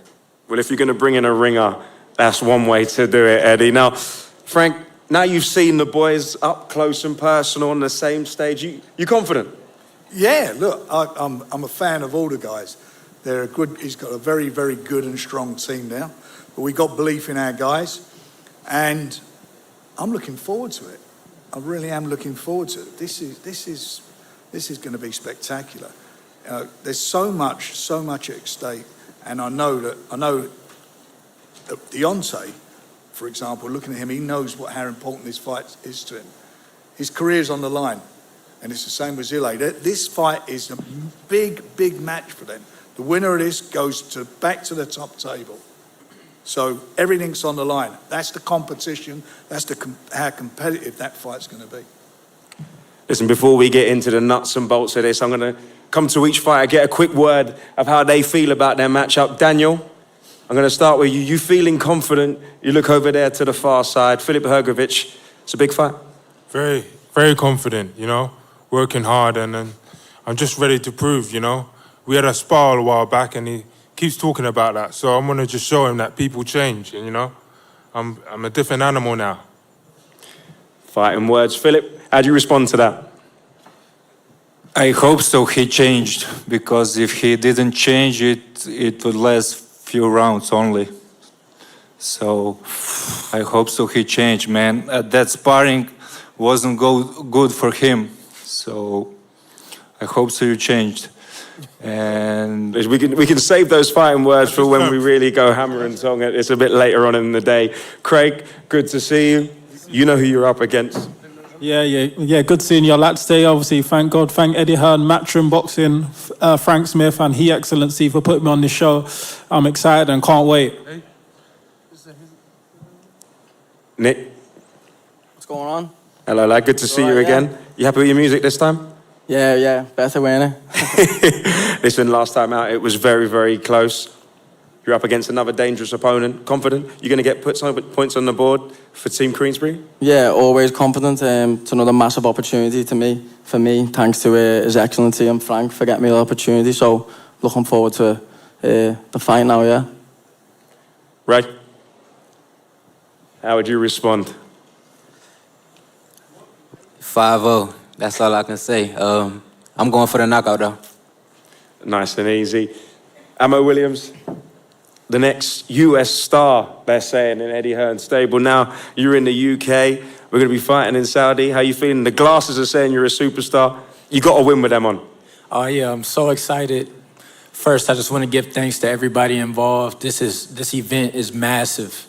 It's massive, and I just want to say thank you to everybody involved in making it happen. I'm so ready to showcase my skill. I'm so ready to showcase all the investment, all the fights, everything that we've done together, me and Eddie Hearn, and it will shine through in Saudi Arabia, June 1st. Don't miss it.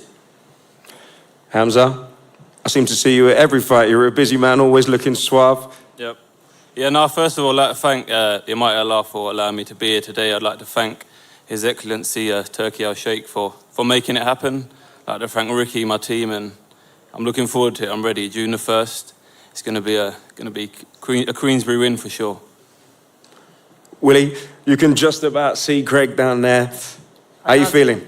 I can't see him. We'll take a step back. Willie, mate, you can look in his eyes. Hello. What's going on? You good? Good. Hey, Very good. Perfect. You look confident. Every fight, every interview I see, you're buzzing. Still that confidence today? Yeah, I'm buzzing. Obviously, thank you very much for the Prince, the Sheikh, for giving me, and Frank and everyone giving me the opportunity to be here. And I'm as confident as confidence is through the roof. I'm looking forward to getting in the ring with this fella and having a good time and enjoying myself. And yeah, I'm looking forward to getting in the ring now. I don't know if it was a good idea you giving me this mic, you know. I know. Listen, we've only got a short amount of time. We've got some stuff to show you. I would stay for 2 hours if we Listen, you get your opportunity. Don't worry, I'll come back to you a little bit later. But now, before we speak to the two giants here on the stage, I got a sneak peek of it yesterday, and I'm telling you, the acting skills are incredible. You will not see promo like this ever. The levels keep on rising. Enough talking from me. I think we run the promo. Gentlemen, you know my rules.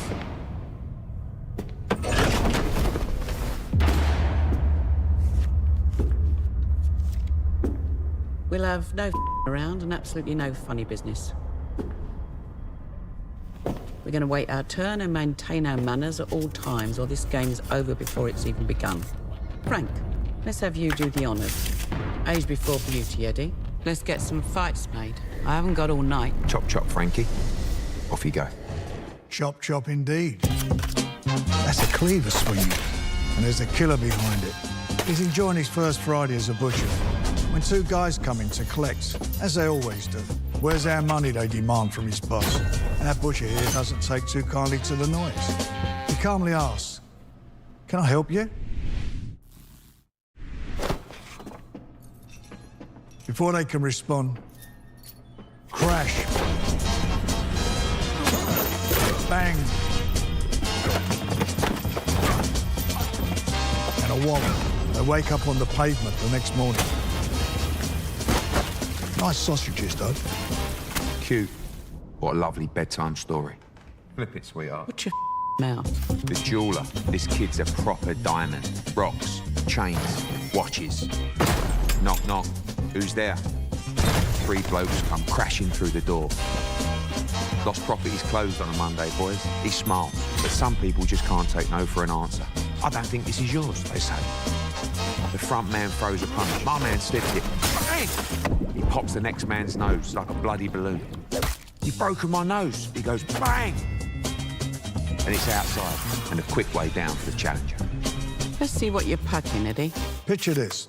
You got yourself into one of the most dangerous man's houses in the East End. You're browsing his gallery for your nan's next wall piece. Looked after his nan. Ah.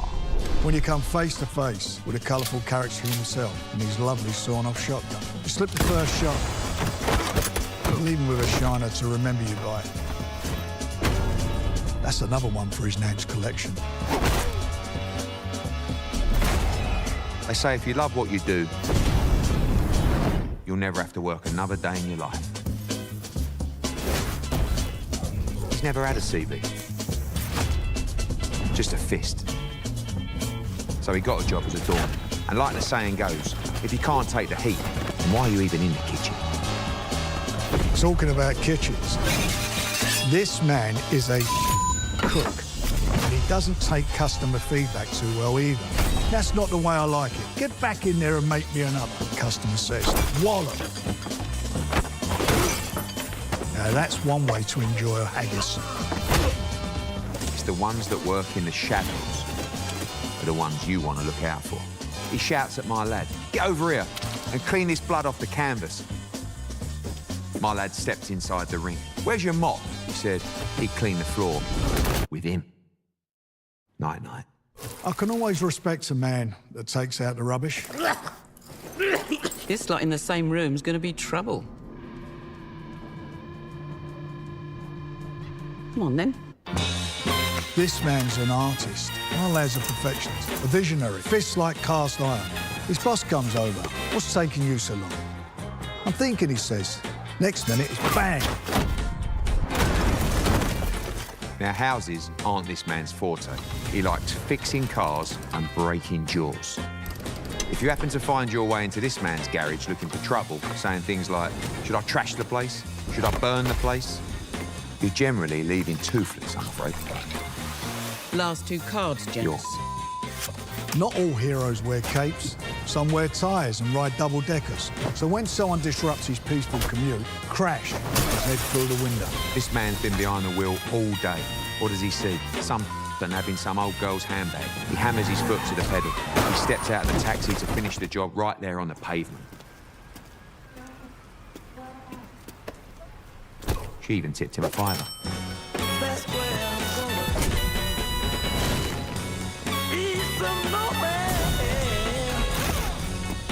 June the 1st, make sure your mob are there. Troops assembled. Shake hands, boys. Let's have a fair fight.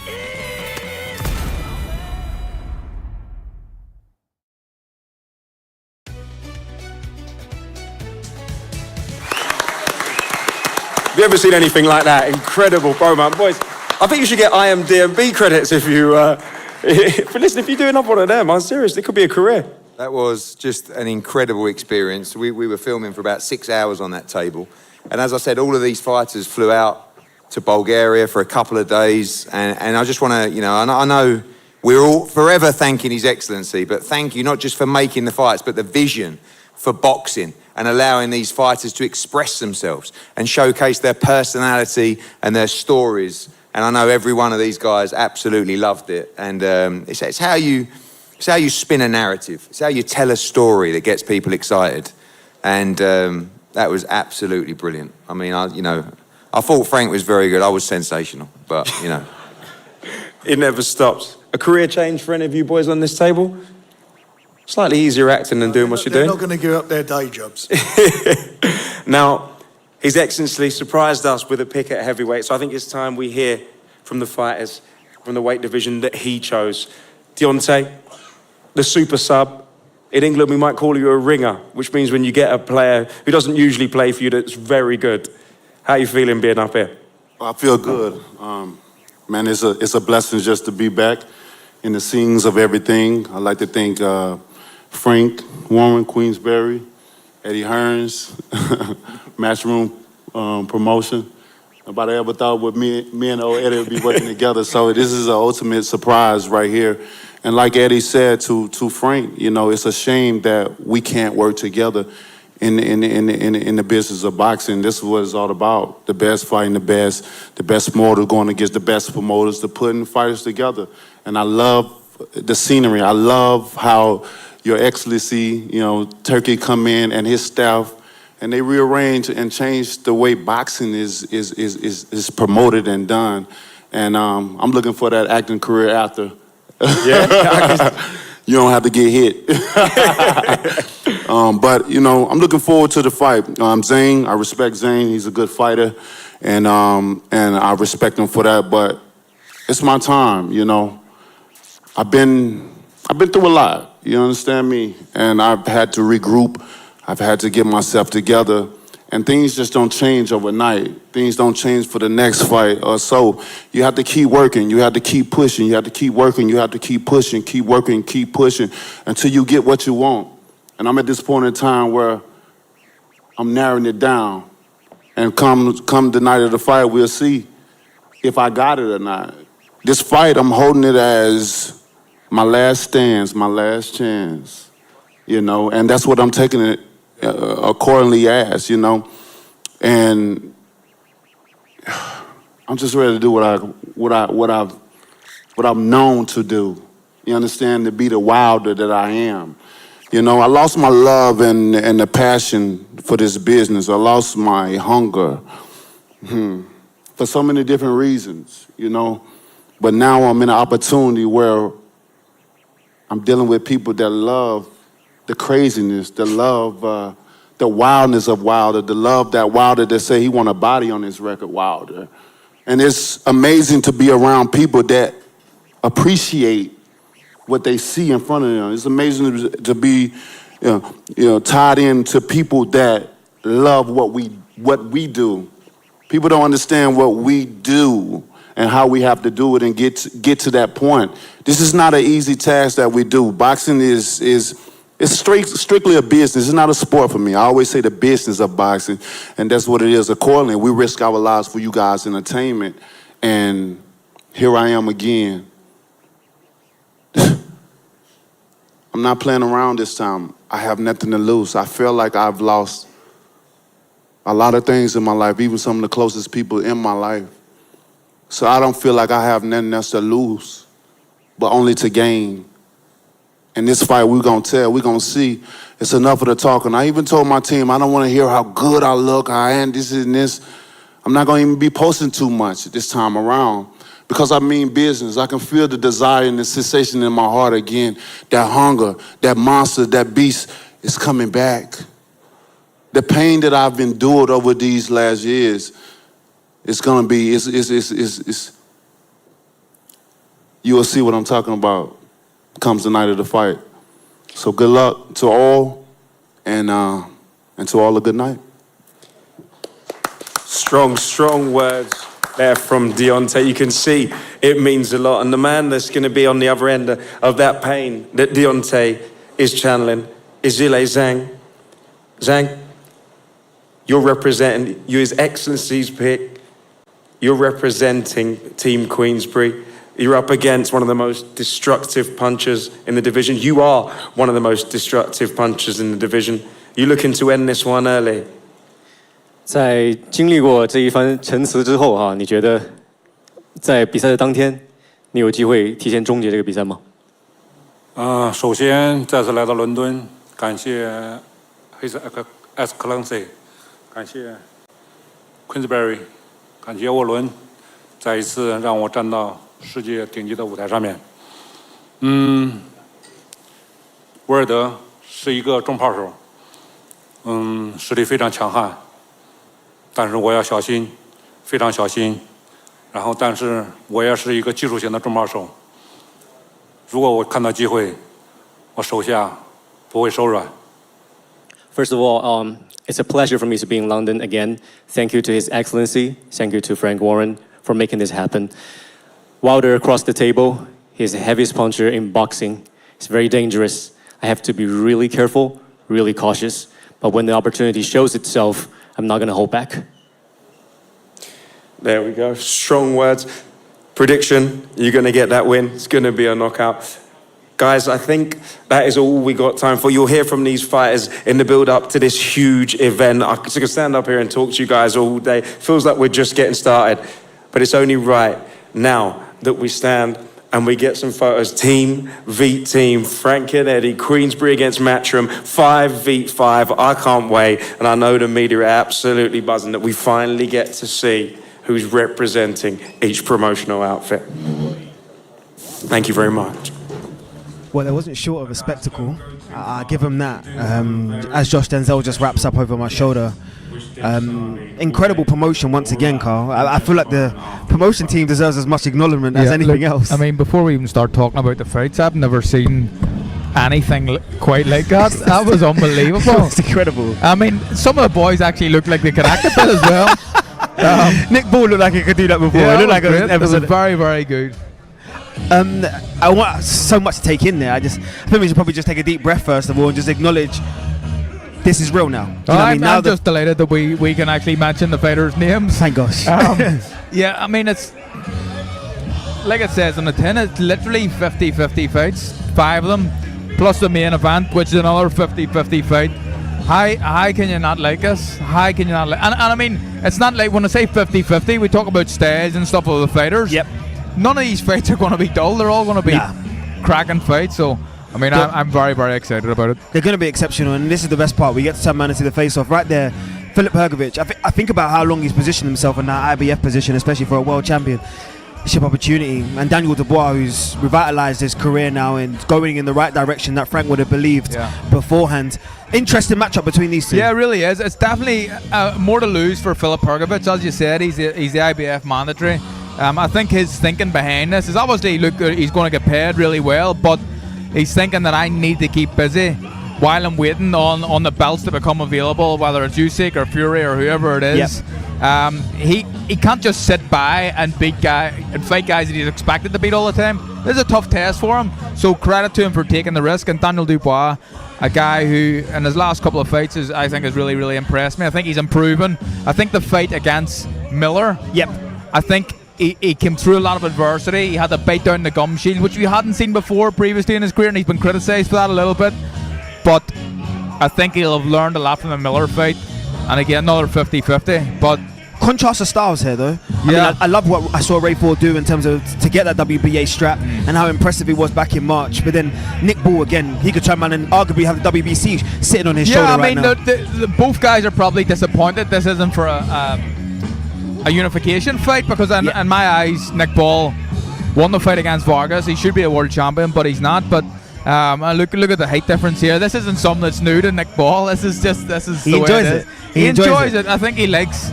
I think he almost likes looking up at people. I think so. I think it's something about him that probably gives him that little bit of a mental edge that he's just taking it all in. And this one as well. I mean, first of all, credit to Ammo Williams. I like the way he put himself together today. Yeah. But Hamza Shiraz is someone that we both know quite well.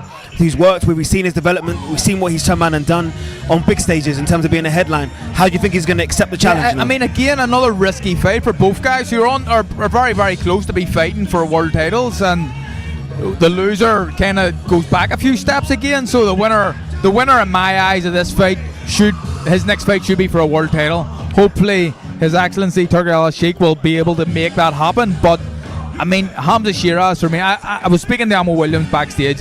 Lovely kid, and a great fighter as well. Great fighter. But I've been really high on Hamza Shiraz for quite a while now.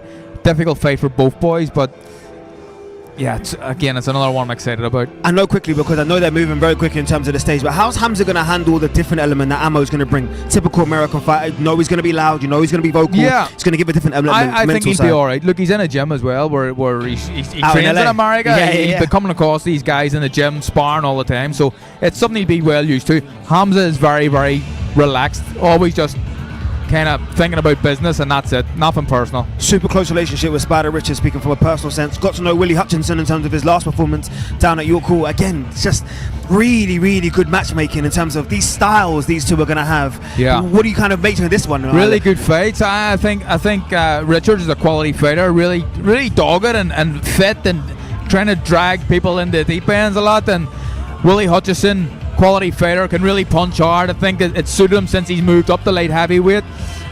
One issue though is Willie. I think the most rounds Willie's ever done is 7. Yep. So that, you know, as the fight goes on and progresses, that may be something that he has to deal with. But again, I just keep saying it without sounding like a broken record. Another 50-50, hard to call fight. Great call there in terms of the longevity of the fight. Because you think about some of the gruels that Spider's been in, especially domestically or even on the world scene against He Bivol. knows how to do it. He knows how to do it. Especially the second half of fights.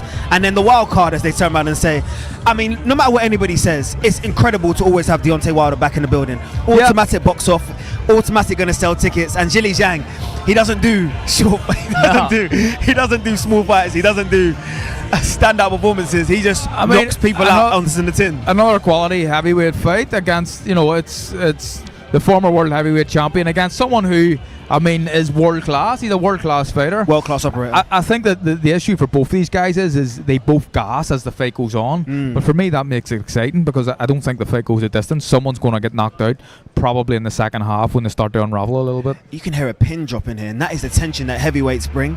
I like that. That was a really important moment because out of all the face-offs we've had so far, some have gotten each other's face. Both fighters clearly are respecting each other's sense, but you know they say that you can't take too much from a face-off. What do you take from there? That was intense, and they both kind of feel.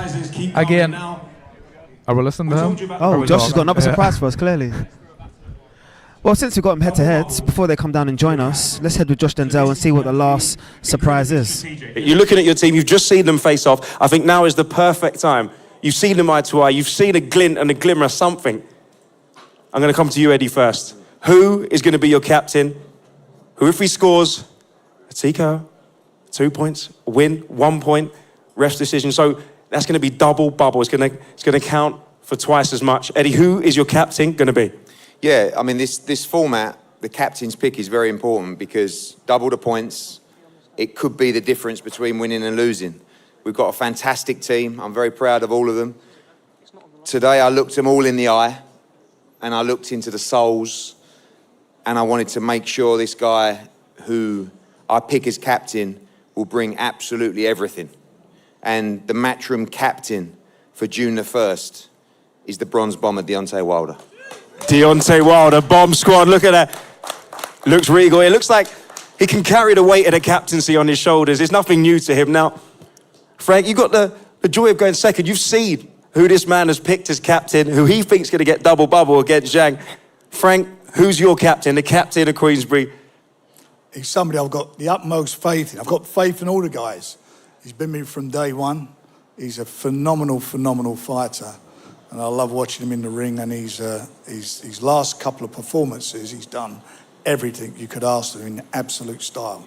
So, as you've guessed, the captain is Hamza Shiraz. Hamza Shiraz, captain. His points are worth double bubble. The jeopardy is definitely here. Now, can I get the fighters to join group photo on stage? Because the surprises keep coming. I'm going to leave it to Dev because we have a massive surprise here in a day of surprises. Dev Sani, take it away. Thank you very much, Josh Denzel. Well, as we know, on May the 18th, the Undisputed World Heavyweight Championship will be on the line between Tyson Fury and Alexander Usyk. We've seen the Undisputed belt up on the screen. Now let's see it in person, and we've got someone very, very special to bring it out. Let's introduce him. He is a native of Panama City, Panama. He retired with over 100 wins in his career. Ladies and gentlemen, introducing the former lightweight, welterweight, super welterweight, and middleweight world champion, simply one of the greatest fighters in history, Roberto Hands of Stone Duran.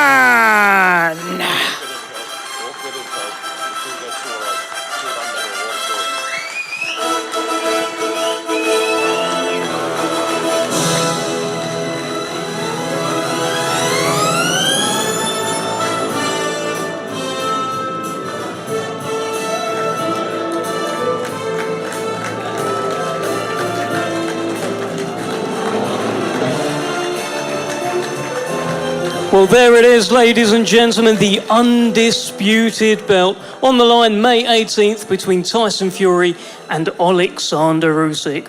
What a belt, and what a fighter holding that belt.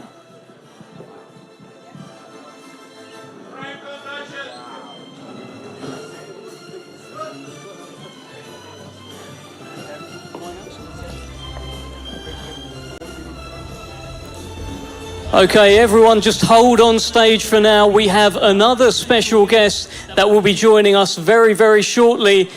Please welcome the chairman of GIA, His Excellency himself, Turki Al-Sheikh.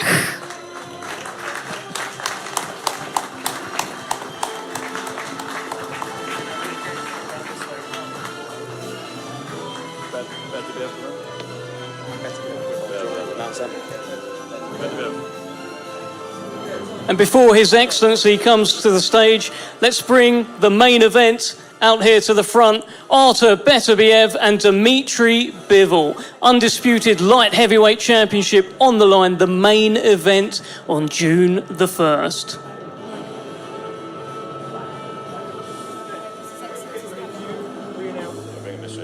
Okay, let's now welcome to the stage the chairman of GIA, His Excellency Turki Al-Sheikh.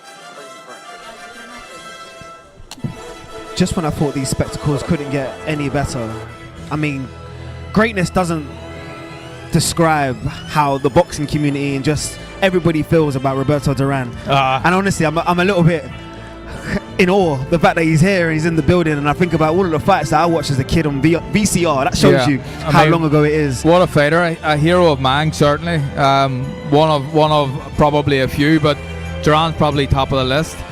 In my opinion, the greatest lightweight of all time. What a fighter, absolute animal. I just think to myself now, where are we going to go with the next one? Was it Sugar Ray next? I know what's going on.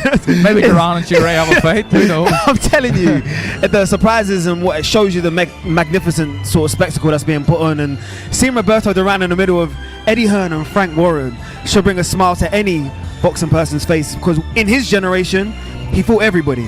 Everybody. He went up through the weight divisions and he done it as well. I mean, and he fought, I think his career spanned actually over 4 decades. I think he made 100%. His debut in 69 and fought in 2001 or something like that. Against Camacho right at the end. So absolutely incredible. I mean, over 100 and I think it's 119. It's just ridiculous. People don't do that anymore. It just doesn't happen. You're never going to see another fighter unless he's a journeyman with 100 odd fights. You're talking about a born fighter there, someone that lives and breathes the sport and everything that goes alongside it. I actually came in with him, and when I saw him today, I took a deep breath and thought to myself, wow, Roberto Duran is in the building. That really shows you, as a broadcaster, as someone who you understand as a fighter, you take a deep breath and you say to yourself, it's incredible. Yeah, of course, it's special. I mean, this is a special event, and you get special people involved. Roberto Duran isn't coming over for a show in the York Hall or anything like that. This is a massive, next week, this is a massive fight, global event, and that is why we have people here like Roberto Duran. It's just sensational. So, all right, we can take a deep breath and we can resume, obviously, normal procedure now. All of the fighters are sort of coming off the stage, and you can imagine everything else that's going on here. The world's media is behind us. Everyone's trying to get a picture of Roberto Duran. You got one already, right? I got a couple. That's the access of a fighter. Yeah, that's the access of another world champion. I appreciate it. So, Carl, look, there's going to be so much noise now around this, and we've now got to continue to build this up. So I want to start with the wild card. Let's just start with the random and the heavyweights, because the heavyweight division is always going to be the pinnacle of any boxing scene. Sorry. But I will turn around and say to you, just Zhang versus Wilder, what's your initial thoughts when just looking at them? I think it's just a really good fight. Again, like we talked about, the issue for both guys is they blow up it and they gas in fights. but they can both really punch hard. And that's I can't see this fight going the distance. There's absolutely no way it goes the distance. I think it's someone wins by knockout, and it's probably the one that unravels first that gets knocked out. I think it's going to be knockout definitely. I would stick my house on it that this fight doesn't go the distance. I want to know in terms of we'll have a look at all of the team players, and I know those at home can turn around and see them. We'll go through all of them, the 5v5, because that's exactly what we're here to do. So we'll unpack it. We'll stay in the heavyweight again, and we'll turn around and stick with. I'm looking at one side, I see Daniel Dubois, I see Filip Hrgovic on the opposite side, as Frank Warren gets ready to join us here. We'll ask him a question in a second, but for you, when you turn around and see those two, both very hungry heavyweights, both still in their prime, still looking to turn around and change the game and change their trajectory in this scene, what do you want to turn around and see from both of them? Frank, it's perfect timing. Always a pleasure to have you on the broadcast. Pleasure to be here. You look sharp as always. I always turn around and say to you, we were just unraveling. Hold on a minute. Can we just talk about that promo? Yeah, Frank? that's exactly what we wanted to get into. I've never seen anything like it. I'm not giving up the day job. No, I thought you were all right. Frank, you got a second career coming, haven't you? Yeah, but I can always play an old geezer in some snuff movie. But look, when you think about it, you take everything into perspective. Roberto Duran being here in terms of unveiling the Undisputed belt, just the quality of fighters that you turn around and see top of the bill to the bottom of the bill. It's where do we start, Frank? Is the better question. Well, I think you start by you have to click your fingers and wake up. And am I in a boxing dream here? I mean, or a boxing fantasy dream? You know, they're just competitive fights. Every fight on there is a competitive fight. 50-50 all the way through, from the top to the bottom. 4 belts on the line with the 2 light heavyweights. That in itself is a momentous fight and occasion, and then you come down and you see. Sorry, I know it's almost. You come down and you see. You come down and then you see what we're putting together between our 2 teams, and we are behind the scenes. We're competitive to the public, but behind the scenes, we both equally feel we want to win this. Yeah. I mean, it's not nonsense. We want to win it. And that's how it is, and it's such a competitive card. It's a great card. This is the only time I'm ever going to pass on instructions to either of you, just because of how noisy it is in here.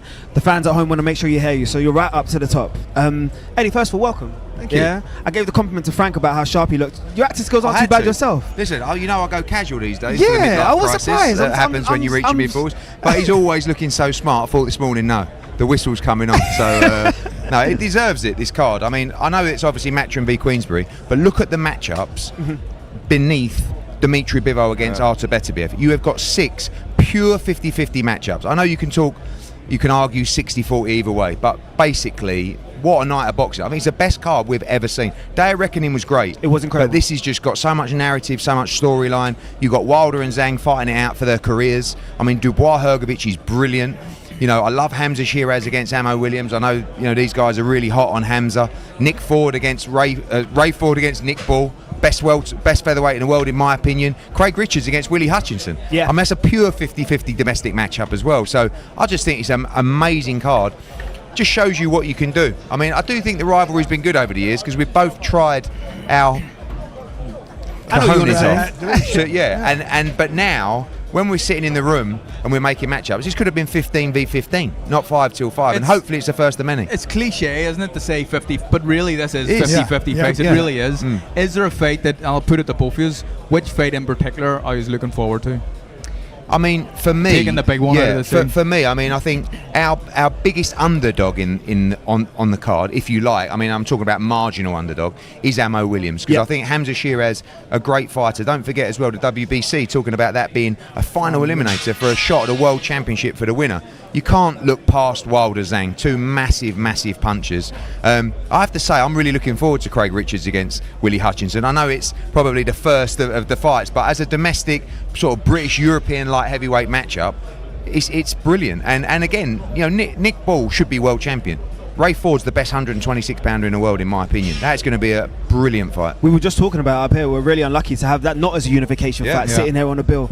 I want to find out from both of you, what was your thought process in terms of the captain decision? Frank, we'll go to you first. What did you think in terms of your selection? What was it behind? What I did, first of all, he's a snappy dresser. I mean, he's a dude. But look, he's been with us from day one. He's been, everything that's been asked of him, he's done. He's done it in style. He's beat rated fighters, and he's done it, in brilliant style, and he deserves it. he's a leader, and he deserves to be a leader. You know, I could have picked any of the guys, same as Eddie. We could have picked any of them, but you know, I feel he's inspirational, and it was a toss-up. But it's him at the end of the day, leading a very strong and a good team, and you know, all the fights. It's very difficult. You know, you say which fight do you want to see. I want to see them all, because they're good quality matches. More importantly, with quality fighters in them.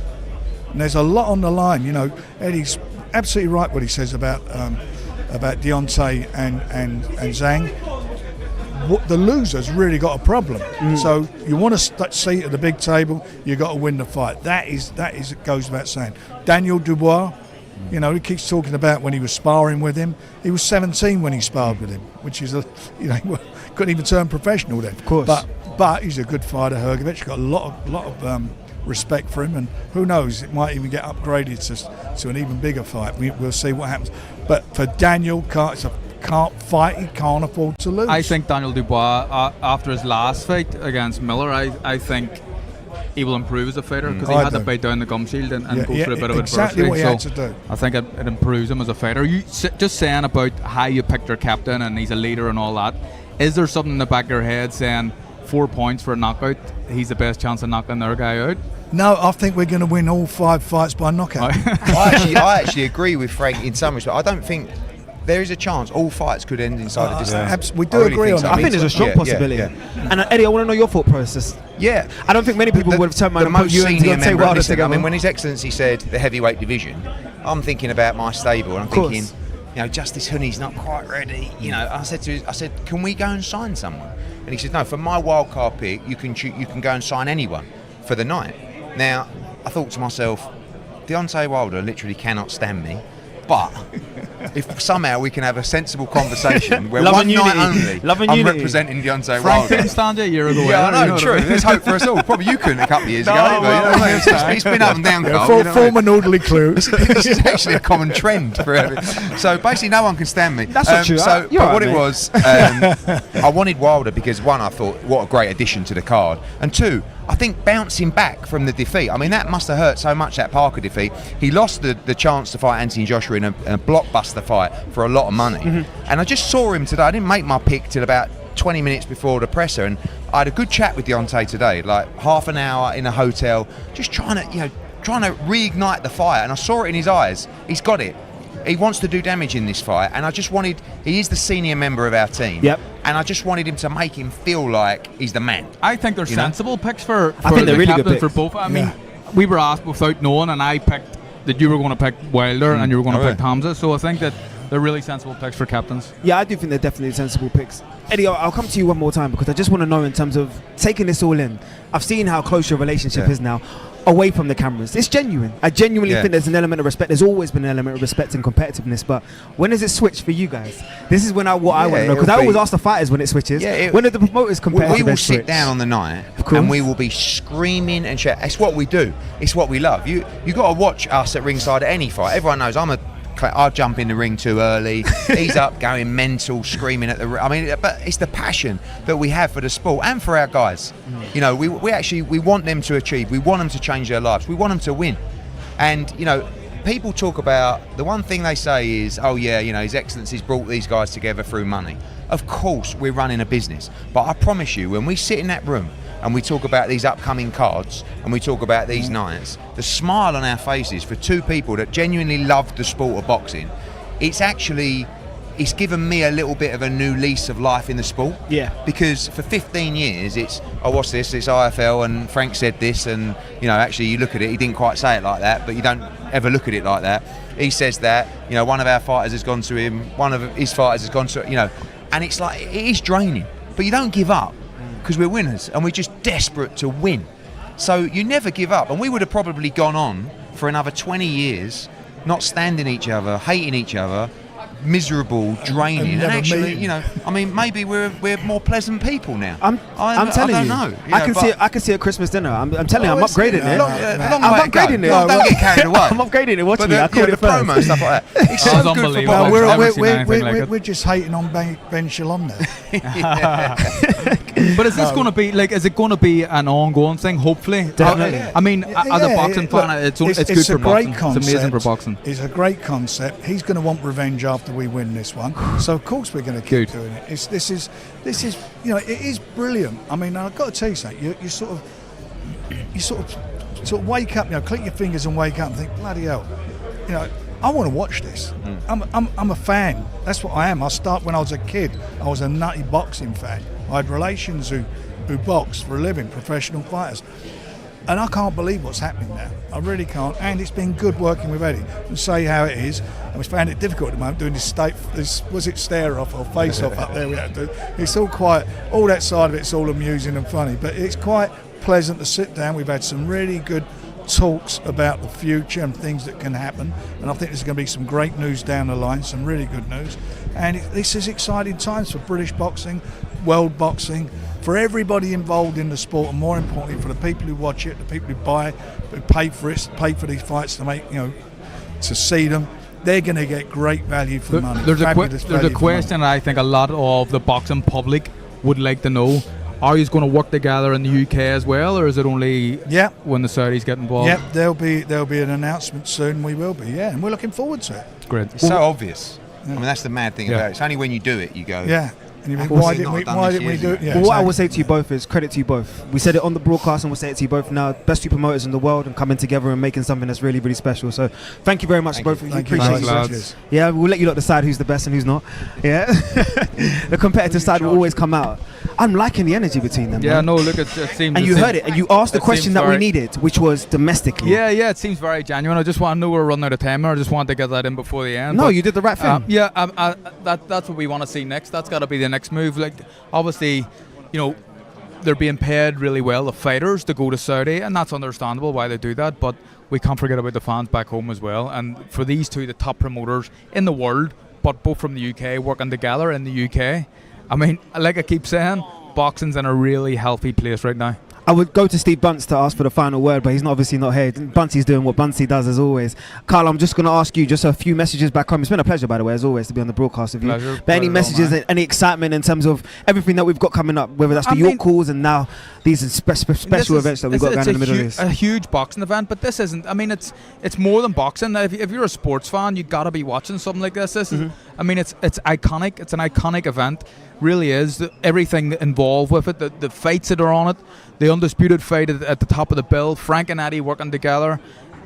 Iconic is how I would describe it. And if you're a sports fan, never mind a boxing fan, I think you need to be watching it. Well, you heard it right there, the words from former world champion, good friend of mine, Carl Frampton. Iconic, that's the only way to describe what's been the promo, the superstars that have brought belts out, and of course the event that we're looking forward to on the 1st of June. All the marbles are on the table in the Undisputed light heavyweight division, but it's a little bit deeper than that, 20 years deep, as Matchroom and Queensberry get ready to do it all. We look forward to seeing you then. I'm sure we'll see you before then as well. See you soon.